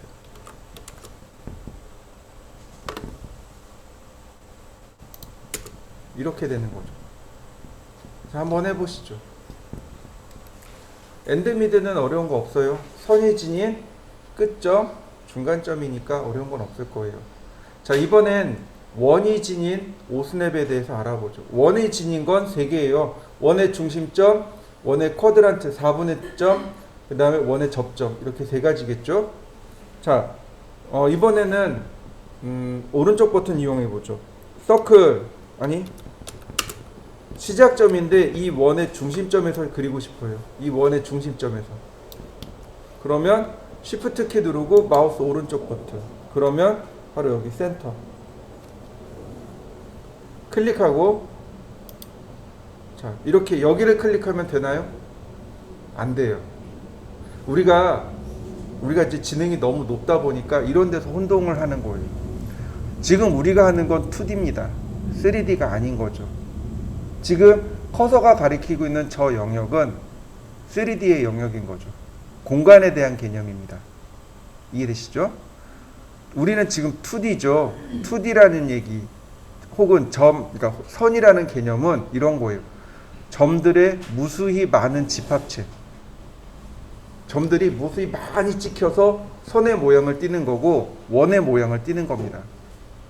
그렇게 해서 위치를 찾으라고 하는 거예요. 그러니까 원의 중심, 즉 원이라는 건 바로 여기를 뜻하는 겁니다.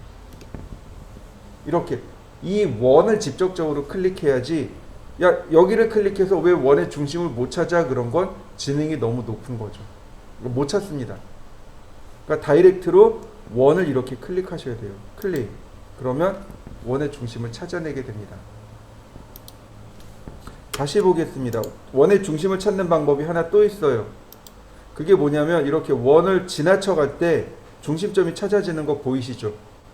요때 중심을 가면 중심점이 하나 나와요. 이렇게 찾는 방법. 원의 중심 찾는 방법이 2가지입니다. 자, 한번 해보시죠. 라인, 그 다음에 센터. 그러면 원의 중심에서 이렇게 중심선이 그려지는 거죠. 라인, 센터, 원의 중심에서 120도 방향으로 센터 이렇게요. 한번 해보시죠. 이 방법을 제일 많이 써요. 커맨드에다가 오스냅이라고 써보시면 돼요. 그러면 왜 안 뜰까요? 내 컴퓨터는 네, 이렇게 오스냅 설정창이 뜹니다. 여기서 필요한 거를 저처럼 체크하시면 돼요. 많이 쓰는 것들을 여기다 체크하시면 됩니다. 자, 우리가 여기서 눈여겨봐야 될 게 이제 몇 가지가 있는데 보시면 자, 오브젝트 스냅 온 그래놓고 체크되어 있죠? 자동으로 갖다 대면 여기 체크된 게 알아서 찾아가는 거예요. 근데 단축키가 F3키입니다. 그러니까 F3키를 한번 누르면 오스냅이 온, 다시 한번 F3키 누르면 오스냅 오프 이렇게 됩니다. 그러니까 이 자동 설정이 온오프가 되는 거예요. 그 다음에 오른쪽에 보시면 오스냅 트래킹 해서 F11 되어 있죠. 얘가 사람 죽여요. 얘가 정말 좋은 기능이에요. 얘를 체크해 놓고 쓰셔야 돼요. 자, 그 다음에 많이 쓰는 것들을 이렇게 체크해 놓고 쓰시면 됩니다. 저는 5개 체크해 놨습니다. 보통 3개에서 4개 기본으로. 이거 가장 무식한 방법은 셀렉트 올입니다. 이게 제일 무식한 방법이에요. 왜냐면 얘네들도 오스냅들도 우선순위가 있어요. 그래서 나는 엔드포인트를 찍고 싶은데 누가 우선되냐면 니어리스트가 우선돼 버려요. 그러니까 엔드포인트 바로 옆에가 찍히는 경우도 발생합니다. 정확한 위치가 안 찍혀요. 설계는 정확해야 됩니다. 눈대중으로 하는 게 아니에요. 설계는 정확히 하셔야 됩니다. 그러니까 오스냅도 정확하게 찾아야 돼요. 근데 이렇게 놓으면 니어리스트라는 것 때문에 이런 일이 발생해요.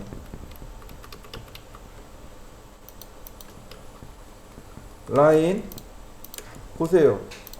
보시면 이렇게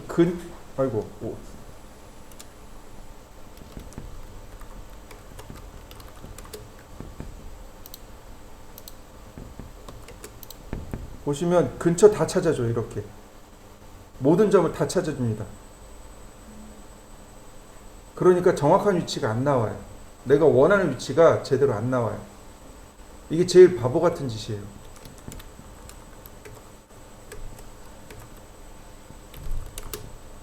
그래서 반드시 이렇게 클리어 올 하신 다음에 필요한 것만, 선 관련 하나, 원 관련 하나, 기타 하나, 이렇게요. 이게 기본입니다. 엔드포인트 선이죠. 그 다음 센터 원이죠. 인터섹트 기타, 이렇게 3개를 체크해 놓고 그 다음에 나머지들을 그때그때 추가하면서 쓰는 겁니다. 자, 이해되셨죠? 자, 그 다음에 보시면 이런 거죠. 이 오스냅 트래킹에 대해서 잠깐 보여드릴게요. 라인을 그리고 싶은데 이 선과 이렇게 딱 마주치는 선을 그리고 싶어요. 그러면 이렇게 찾아줍니다. 오스냅 찾았죠? 그리고 마우스를 그대로 뺍니다. 추적되는 거 보이시나요?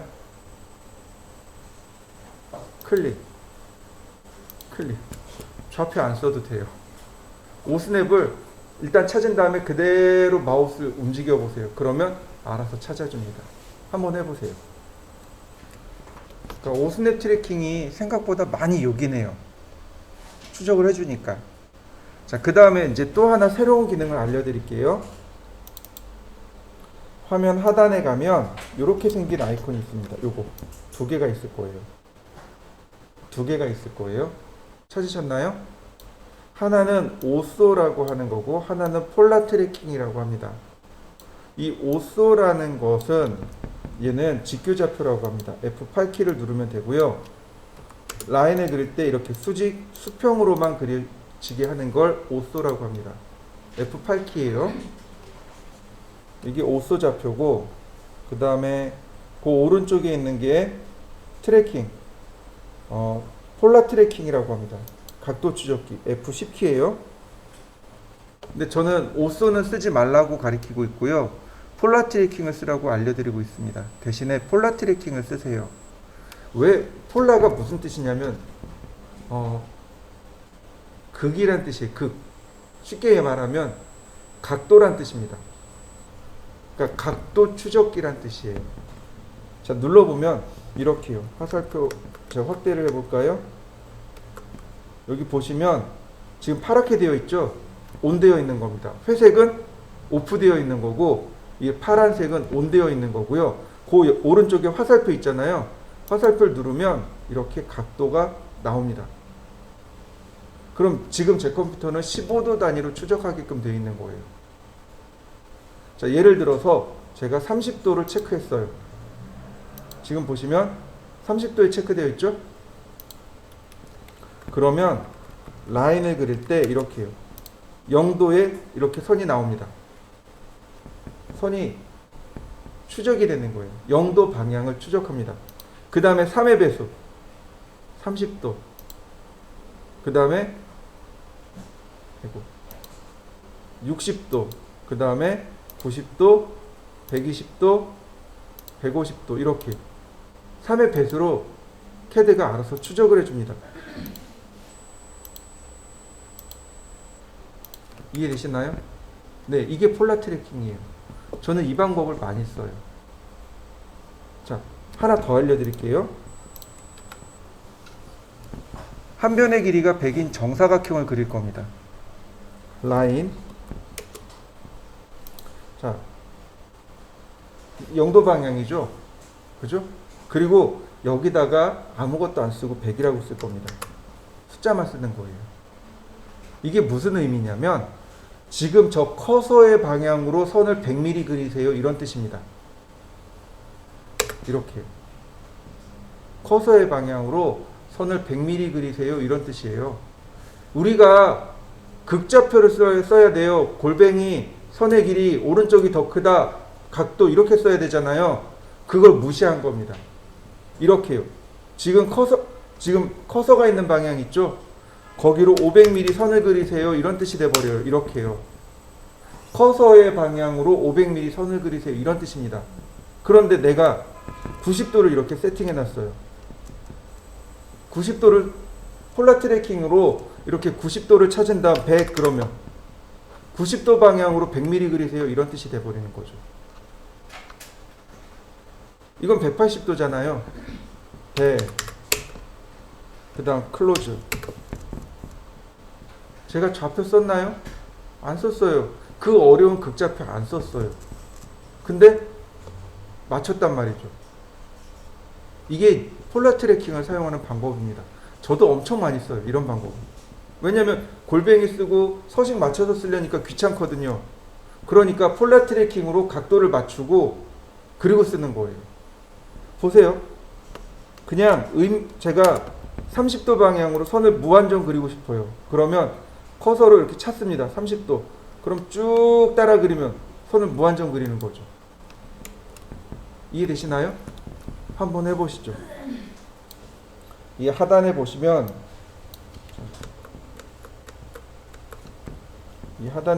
바로 요거. 얘가 오스냅입니다. 얘가 오스냅 온오프예요. 아까 우리가 대화상자로 풀어봤었잖아요. 근데 대화상자 말고 여기에도 이렇게 존재합니다. 그리고 그 왼쪽이 폴라 트래킹. 아니, 오스냅 트래킹. 오스냅 트래킹을 여기서 제어할 수 있는 거죠. 굳이 대화상자를 띄워서 작업하지 말자고요. 왜냐면 명령어 쓰고 대화상자 띄우고 체크하고 시간이 걸리거든요. 근데 여기를 쓰면 바로 이렇게요. 여기 나오잖아요. 여기 이렇게 나오잖아요.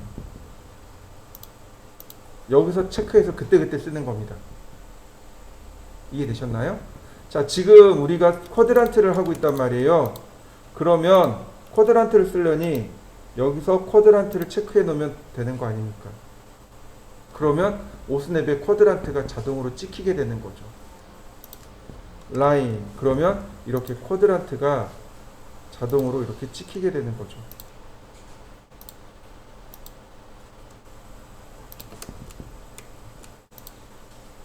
이렇게. 한번 해보시죠. 보시면 선의 길이는 100에 70이고요. 여기에 들어간 건 끝점과 그 다음에 중간점, 그 다음에 묘하게 이 선에 혹은 이 선에 교차점이 나와야 되는데 중간점이 되더라고요. 이게 선의 중간점이 잡히더라고요. 여기가. 그래서 끝점과 중간점이면 충분히 다 그릴 수 있어요. 자, 보세요. 아까 한 대로 라인,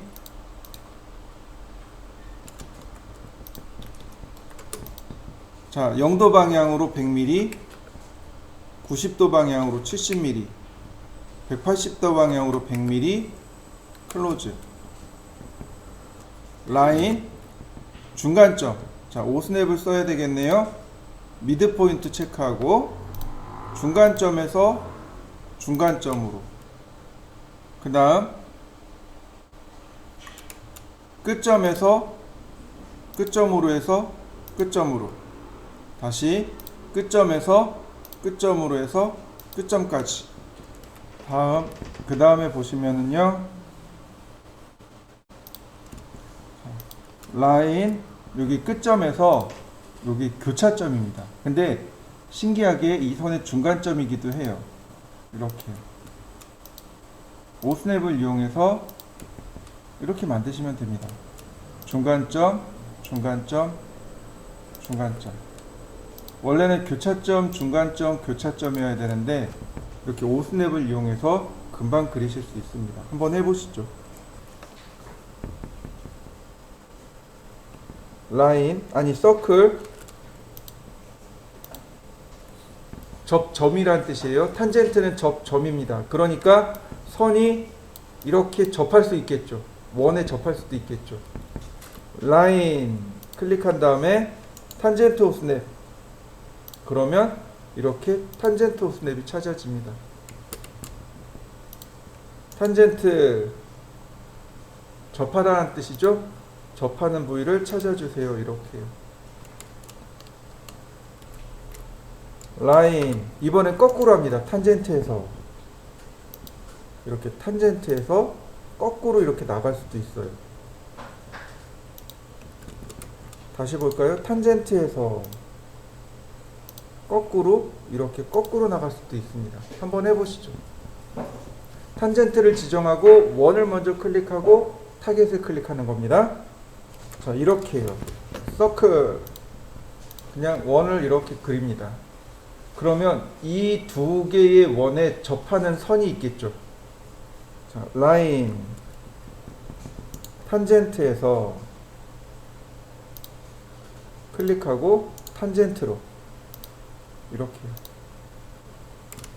다시 라인, 쿼드란트에서 쿼드란트로.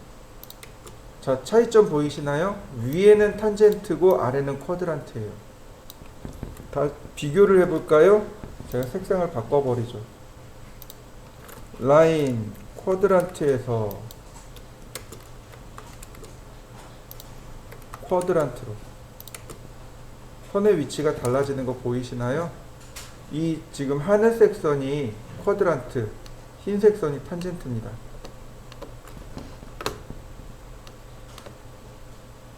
완전히 위치가 다른 거 보이시죠?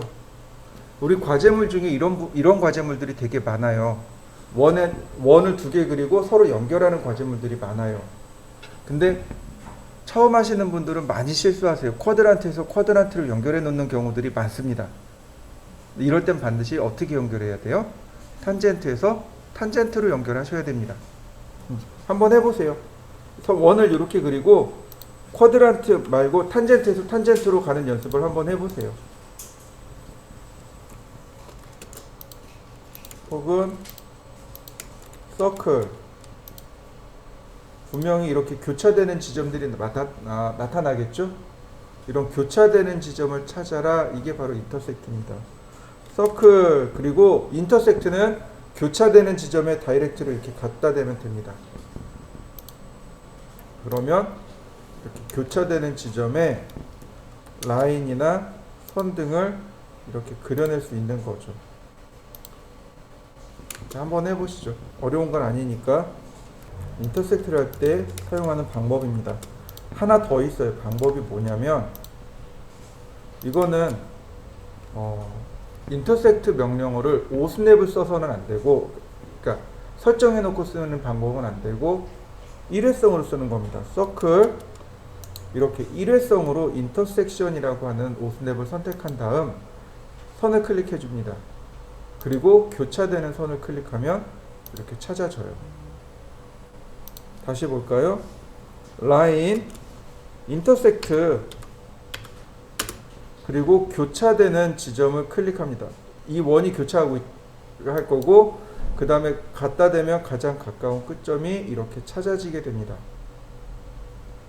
인터섹트를 찾는 방법이 두 가지예요. 인터섹트 한 다음 다이렉트로 이렇게 클릭해도 되지만, 또 다른 방법은 하나는 교차되는 두 개의 선을 이렇게 클릭하시면 됩니다. 한번 해보시죠. 이렇게 선들이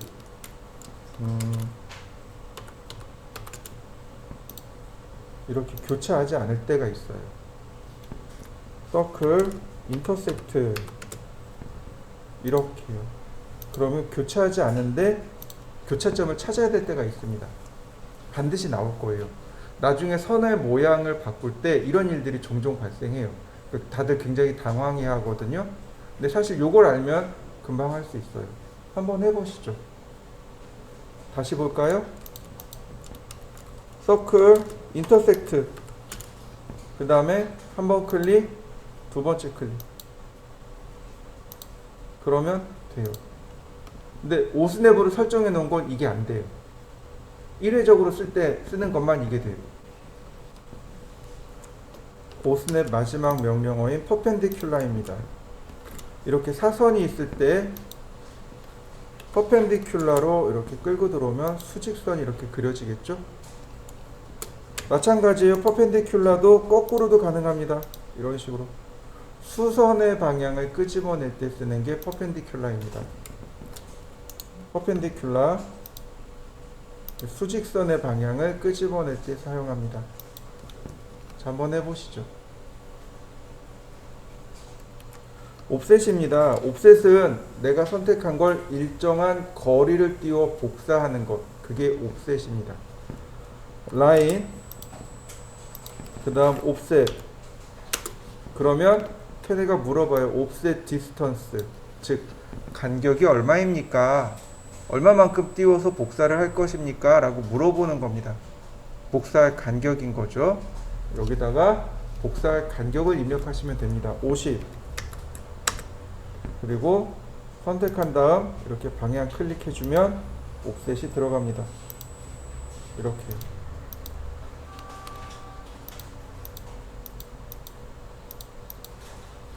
자, 옵셋 명령을 다시 보면 이렇게 됩니다.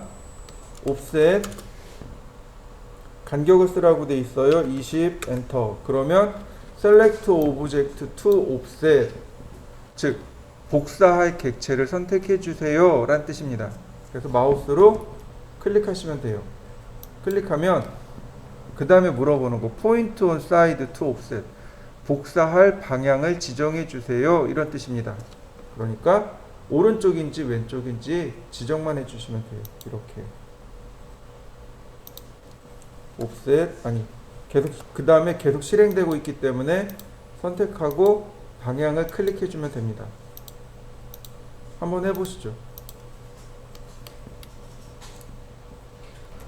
자, 보시면 복사를 하는데 이렇게 수평선의 방향으로 복사하는 게 아니고 이렇게 수직선의 방향으로 복사가 일어난다는 사실입니다. 그러니까 옵셋을 할 때는 수직선의 방향을 잘 파악하고 하셔야 되고요. 자, 또 하나 서클 원입니다. 반지름 100을 했습니다. 반지름 100짜리 원이에요. 옵셋 10mm. 그러면 어떻게 되나요? 원도 옵셋 되는 거 보이시나요? 원도 옵셋이 됩니다. 그럼 중요한 건 뭐가 바뀌는 거냐면 반지름이 바뀌는 겁니다. 원을 옵셋하게 되면 그 반지름 값이 바뀌는 거예요. 자, 보세요. 서클 반지름 옵셋 50.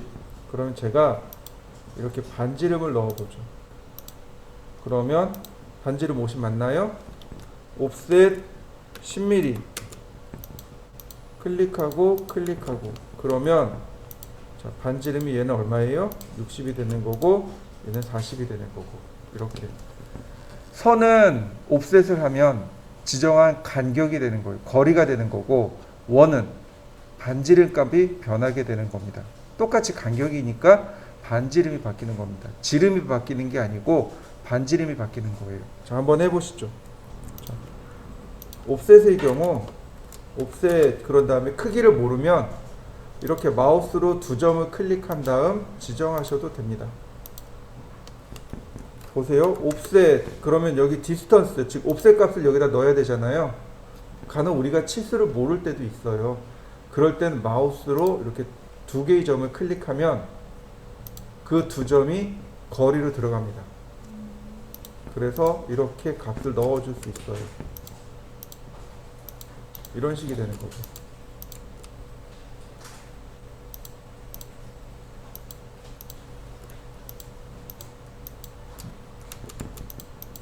이런 식으로 내가 마우스로 값을 입력해서 넣을 수도 있습니다. 그리고 값을 넣어서 옵셋할 수도 있고요. 자, 옵셋은 이걸로 끝입니다. 이번엔 트림에 대해서 알아보도록 하겠습니다. 트림이라는 건 자르기란 뜻이에요. 트림은 자르기고 익스텐드는 연장하기입니다. 두 개의 명령어가 정반대되는 기능인데 사용하는 방법은 두 개가 똑같습니다. 사용하는 방법, 거기에는 옵션, 기능 다 두 개가 똑같아요. 다만 결과가 달라요. 하나는 잘라서 없어지는 거고 하나는 지정된 위치까지 늘어납니다. 자, 보시면 오스냅에도 보시면 이렇게요. 지금 여기 모디파이 보이시죠? 여기에 보시면 트림과 익스텐드가 같이 묶여 있습니다. 같은 명령어라서 그래요. 그러니까 트림을 이해하면 익스텐드도, 익스텐드를 이해하면 트림도 똑같이 사용할 수 있게 됩니다. 자, 볼까요? 라인을 제가 이렇게 그렸습니다. 여러분들도 한번 그려보시죠.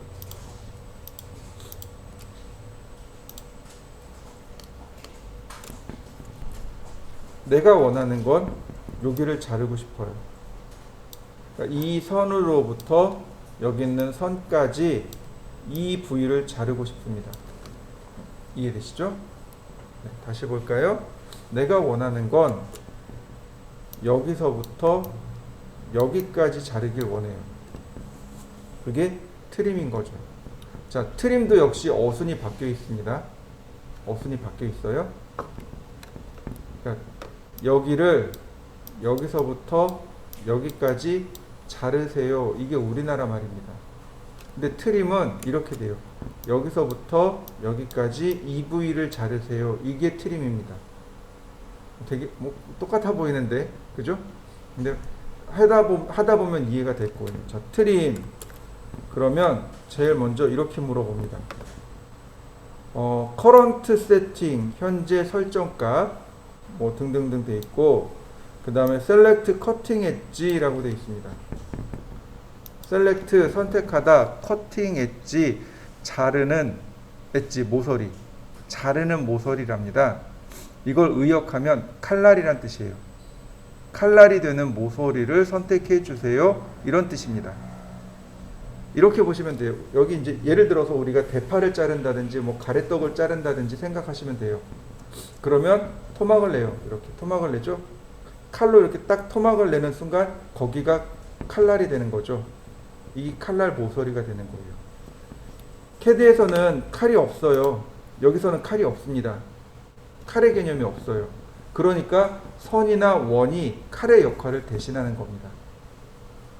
그래서 칼날 모서리라고 되어 있는 거예요. 칼날 모서리를 하나, 둘. 그러면 이 두 개의 선이 칼날이 되는 겁니다. 이렇게. 이 두 개의 선이 칼날이 되는 거예요. 그리고 엔터. 그러면 뭐라고 뜨냐면 select object to trim. 자를 오브젝트를 선택하세요. 다시 말하면 잘라서 없앨 부위를 선택해 주세요. 이런 뜻입니다. 마우스로 없어질 부분을 클릭하시면 돼요. 여러분들도 한번 해보시죠. 자, 트림. 그 다음에 칼을 선택하는 겁니다. 칼 역할을 할 모서리를 선택하는 거죠. 그리고 엔터. 그 다음에 없어질 부위를 클릭합니다. 없어지는 거 보이시나요? 네, 양쪽 끝은 칼이 없는데 어떻게 없어졌을까요? 끝점도 칼날입니다. 우리가 이제 뭐 음식 요리할 때 보면 이렇게 끝에 딱 버리잖아요. 잘라서 똑같은 위치예요. 끝점은 칼날로 캐드가 자동으로 인식을 합니다. 그래서 이렇게 양 끝을 잘라낼 때도 트림을 사용합니다. 한번 해보시죠.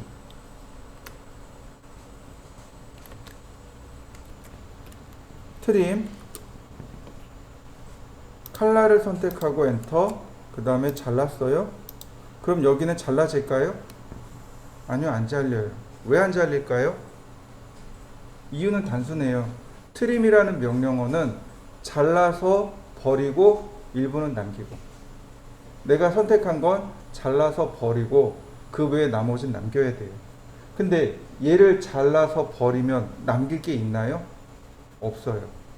그래서 트림이 안 되는 겁니다. 이해되시죠? 다시 볼까요? 자, 트림 이해하고 엔터. 그 다음 자 여기를 자르면 이만큼이 남는 거죠. 그러니까 잘라서 없어져요. 자 여기를 자르면 여기가 남아있죠. 근데 여기를 자르면 남을 데가 있나요? 없어요. 그러니까 안 잘려요. 이건 자를 수가 없는 겁니다. 그러니까 우리가 가장 많이 헷갈려하는 게 이런 거예요. 이거 왜 안 잘려요? 라고 제일 많이 질문합니다. 트림의 개념은 내가 일부는 잘라서 버리고 일부는 남겨두는 것. 그게 트림의 개념입니다. 근데 하도 이런 것들을 없애게 해달라고 해서 여기 보시면 이레이즈라는 기능이 들어와 있어요. 이레이즈라는 옵션이 아예 캐드 안에 들어와 있습니다. 이레이즈 쓰셔야 돼요. 삭제하기. 지우개로 삭제하기입니다. 이건 트림이 아니고 지우개 기능이에요. 삭제하기 기능인 겁니다. 그래서 이레이즈 옵션 누르고 클릭 그리고 엔터. 이렇게 삭제해야만 되는 그런 내용인 거죠. 라인. 이번에 선이 더 많아졌죠? 자, 트림 경계 지정하지 않고 엔터. 그러면 이렇게 칼날이 한 구간씩 되니까 좀 더 빠르게 작업이 진행되고 있죠? 한번 해보시죠. 자, 트림. 자, 경계를 지정할 때도 있고 지정하지 않을 때도 있죠? 자, 이번엔 경계를 지정할 거예요. 빈 공간을 클릭합니다. 그러면 이거 크로스 셀렉트죠? 네. 그러면 빈 공간을 이렇게 경계를 이렇게 빨리 선택할 수도 있습니다. 또 자를 부위잖아요. 자를 부위도 빈 공간 선택한 다음에 이렇게 한 번에 지울 수도 있습니다. 한번 해보시죠. 선택이나 혹은 자르기 할 때 크로스 윈도우로 자르기가 얼마든지 가능하다라는 걸 기억하시면 좋겠습니다. 자, 언두. 자, 트림 보시면 여기에 펜스라는 기능이 있어요. 자, 다시 보세요. 트림 경계를 칼날을 지정하지 않았습니다. 여기 보면 펜스라는 기능이 있어요. 울타리란 뜻입니다. 빈 공간을 클릭하면 이렇게 울타리를 내 맘대로 그릴 수 있습니다. 그리고 엔터. 그러면 훨씬 더 빠르고 편하게 트림이 가능하겠죠.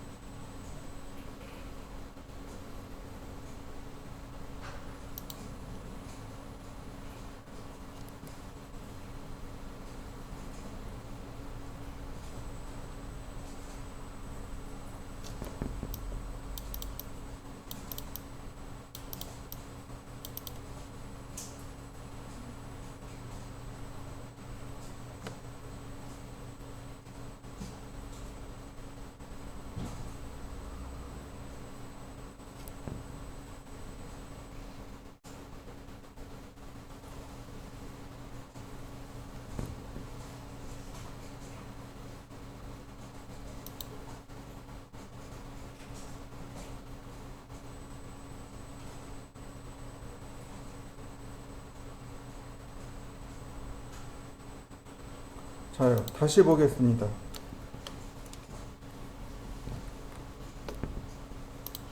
자, 라인 경계를 몇 개 더 해볼까요? 익스텐드 경계 지정하지 않습니다. 엔터. 그러면 어떻게 되나요? 한 구간씩 늘어나는 거 보이시나요? 다시 또 볼까요? 라인 익스텐드 여기까지 늘어날 거예요. 엔터. 빈 공간 클릭 후 빈 공간 클릭. 어떻게 되나요? 트림하고 완전 반대죠. 다시 볼까요? 라인 익스텐드 펜스. 사용하는 방법이 어때요? 트림하고 익스텐드가 완전 똑같습니다. 그런데 트림은 자르는 거고 익스텐드는 늘리는 거죠. 자, 한번 해보시죠. 오늘은 얘를 그릴 겁니다. 아마 시간 관계상 여기까지만 하게 될 것 같아요. 보시면 전체 크기가 100mm, 100mm, 그 다음 40mm, 40mm, 여기도 40mm, 40mm, 그 다음 간격이 13mm 이렇게 되어 있습니다. 자, 보실까요? 그러면 선을 그리는 방법이 여러 가지가 있단 말이죠. 자, 제가 두 가지 보여드릴게요. 라인 100mm, 100mm, 100mm, 클로즈. 가능하겠죠? 다시 봅니다. 라인, 그냥 선을 두 개를 길게 그립니다. 옵셋 100mm. 그 다음 트림으로 경계 지정하지 않고 삭제하면 어떤가요? 두 개 다 편한가요? 뒤에 그린 게 훨씬 더 편하죠? 자, 그리고 나서 간격 띄우기를 합니다. 옵셋 40mm. 안쪽으로 각각 40mm를 옵셋합니다. 그리고 트림. 옵셋 13mm.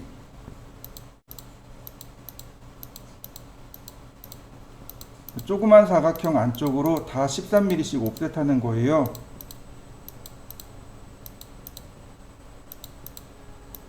네, 그 다음 나머지는 어떻게 하냐면 트림으로 잘라내는 겁니다. 이렇게. 자, 펜스로 한 번에 이렇게 하셔도 돼요.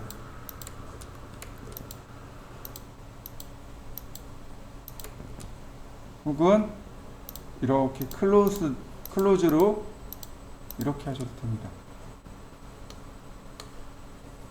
라인 골뱅이 40만큼 0도, 골뱅이 100만큼 90도, 40만큼 180도, 40만큼 마이너스 90도, 100만큼 0도, 40만큼 90도, 40만큼 180도, 100만큼 마이너스 90도, 40만큼 0도, 40만큼 90도, 100만큼 180도 클로즈.